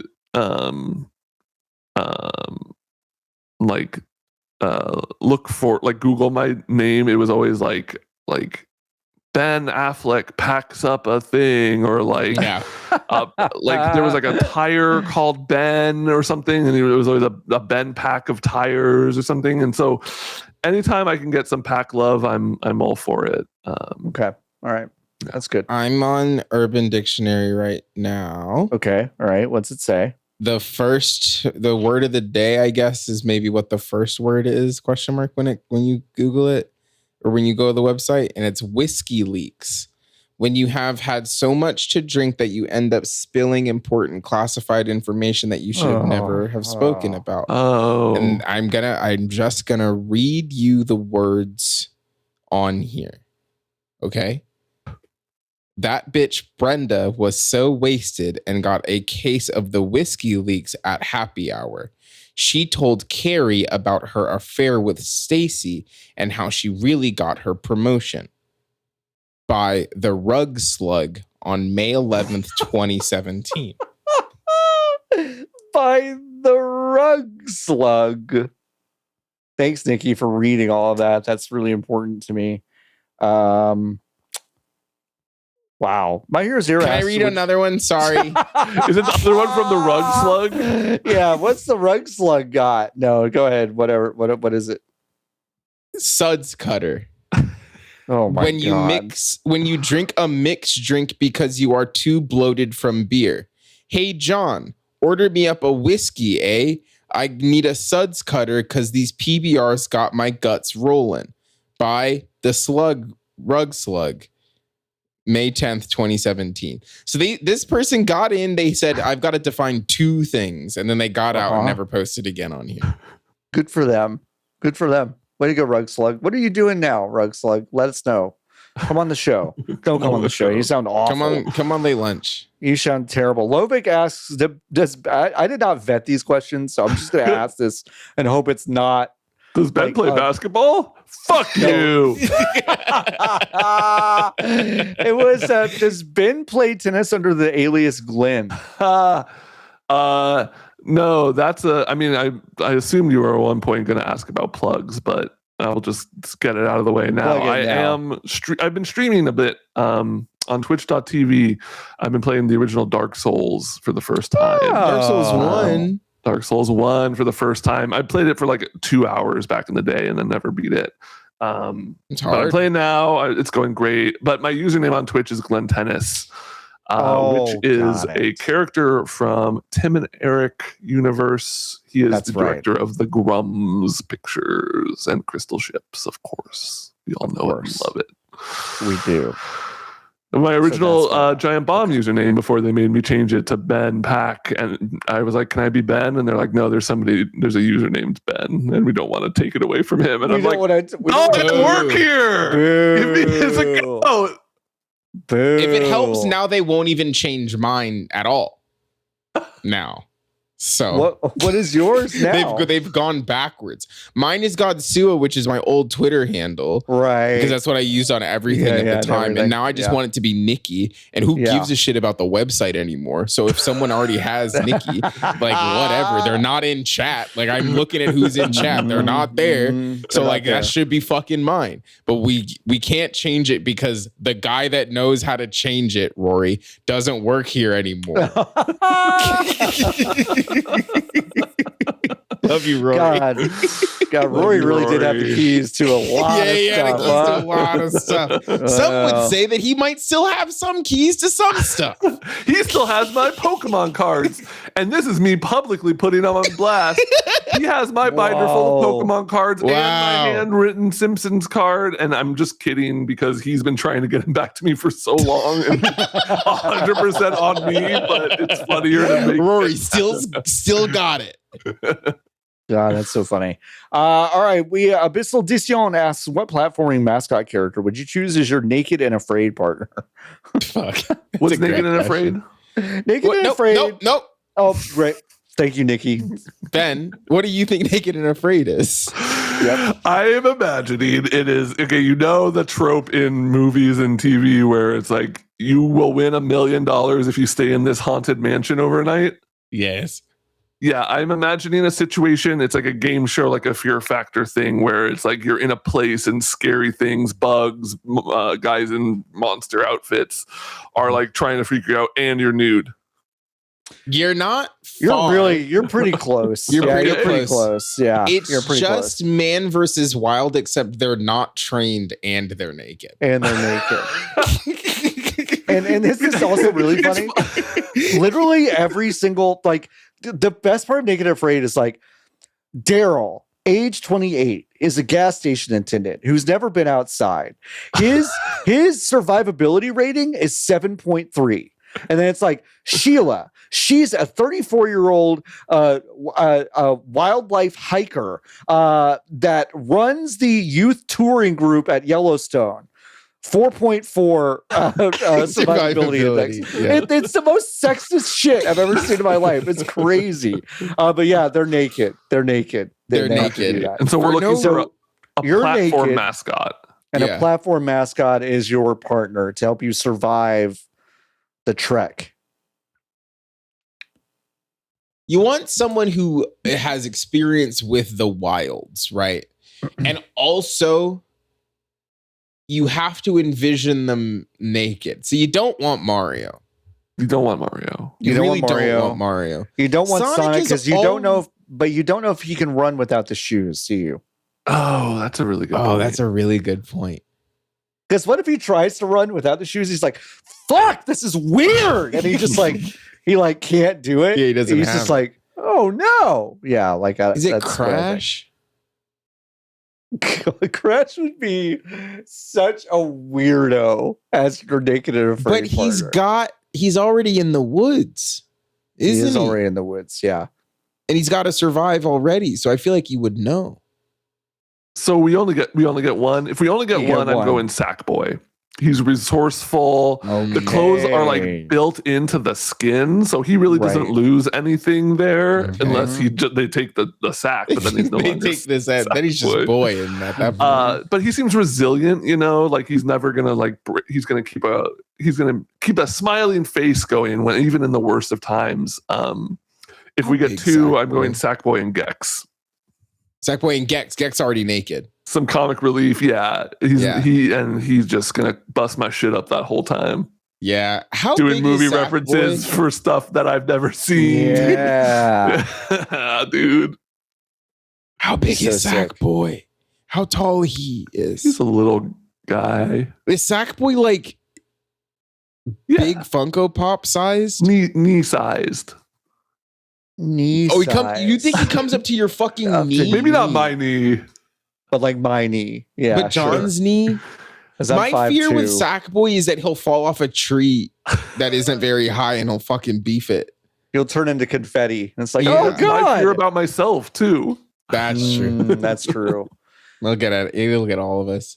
John, who are you bringing? Kazooie. I'm just gonna climb on her and let her run. Also, when it gets cold at night, we can cuddle up and kiss a little. That's disgusting. You want to kiss a bird? You want to kiss that beak? We'll kiss that beak. You're horrible. A beak kisser. Vile. Disgusting. And then it's like fun. It's fun for her because it's a little role reversal. She's carrying you. Yeah. Right. No, for sure. Yeah. And you're shooting the eggs out of your mouth or whatever she did. Does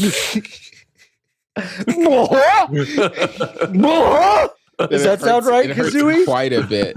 Yeah, it hurts so much. That'd be my answer, because I do think I would be able to survive with her, but not pretty much no one else. So that'd be very useless. Yeah, that's that. Nikki, did you have an answer or no? I said Crash. Oh yeah, Crash. We got one more question. My Hero Zero asked, which would you rather play right now, Killer 7 or 13? Ooh, that's a good one. That's a good one. Because I'll play them both. Yeah, I know, but you got to play one. I got 13 by mistake. I was trying to buy. I was at a GameStop and I was trying to buy X3, the little future motorcycle racer game, and they gave me 13 by mistake. And I was like, what the hell is this bullshit? And I started playing it. I'm like, okay, this is weird. Okay. It's got some nice cell shading. It's got David Duchovny in it. Duchovny. But I think I gotta go Killer 7. I think I would also do Killer 7, but it's close for me. Yeah, it's very cool. There's not a lot of things like Killer 7. No, there's not. There's not. I've never played either of them and only heard of one of them. Yeah. 13 is a game where you play as David Duchovny trying to maybe assassinate or maybe not save a president from being assassinated. It's one or the other. I don't really remember. And it ends on this crazy cliffhanger, and it's like, see what happens next time. There was no next time. See what happens next time on 14. 13-2 is better. Yeah, well. Final Fantasy's already got that one. Kind of grabbed that one, I think. Folks, this has been a good one. Binpack, thank you so much for joining us on this episode. You've already plugged your Twitch, but did you want to plug anything else? Yeah, no, twitch.tv/CloudTennis. I play like once a week, so come on by. That's pretty much it. Keep an Blue Sky. I'm on Blue Sky. Same. Yeah. You know how to find me. If you're listening to this, you already follow me, and if you don't, you know how to, and if you don't want to, you will never. Yeah, no, and that's how it goes, ain't it? That's so clear. Yeah, it all seemed to go. True. It does seem to go. Nikki, what about you? You have anything you want to plug? Did an episode of Voicemail Dump Truck this week with Samoa Joe, the wrestler, in All Elite Wrestling. It was a really fun one. We talked about Mike Minotti's dick for a while with Samoa Joe, the wrestler. Do you know if y'all ever played my voicemail that I called into at the Taco Bell or Jack in the Box at 1 a.m? When was that? God. Sorry, Barley. I just dropped my phone on my dog months ago. She's mad at me. Oh no. She's upset. I was just so excited because I never had a car and never had an excuse to be awake after 11, but I spent all day doing something, and I was like, I'm going to go get fast food. Oh my God, I'm getting fast food at night. I'm going to call my friends. You should call again. I will call again. And then let me know, and then I'll tell Jan to make sure it gets in. I'll talk to Jan. Yeah, talk to Jan. Talk to that guy. What else? Make you think .club. This is my newsletter. That's it. That's all I got. I'm gonna go check really that out right now. Go check it out. It's very, very good. I'm glad I get it twice a week, and I get it twice a week because I give Nikki money. That's right. True. If you want to give me money, you can do that in a few ways. You go to bgbs.com/join. We're trying to grow this thing this year. We have a record number of listeners in March. Thank you so much, everyone, for hanging out and doing all that stuff.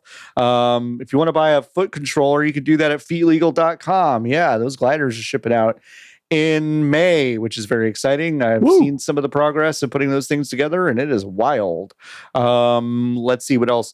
If You're Driving, Close Your Eyes, a podcast that Nikki and I are both on as well. There's patreon.com/isfordriving. There's like a lot of ways you can give me money right now. I almost feel kind of weird about it, but really, we're all giving our money to each other in different It's the same ways. $5. That's just it's the same $5. This is going around to everyone. Goes to me, I give it to Nikki. Nikki gives it to fucking.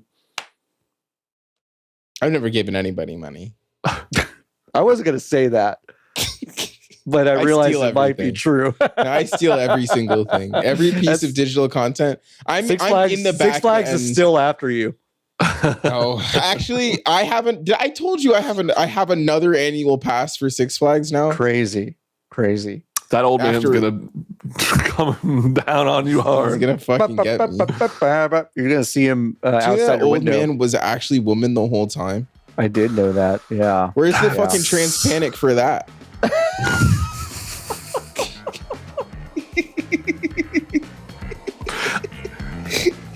I will simply sit back and observe because not everything needs a reaction. I think that's how we're ending this episode. All right. Take it easy, everyone. Keep on buzzing.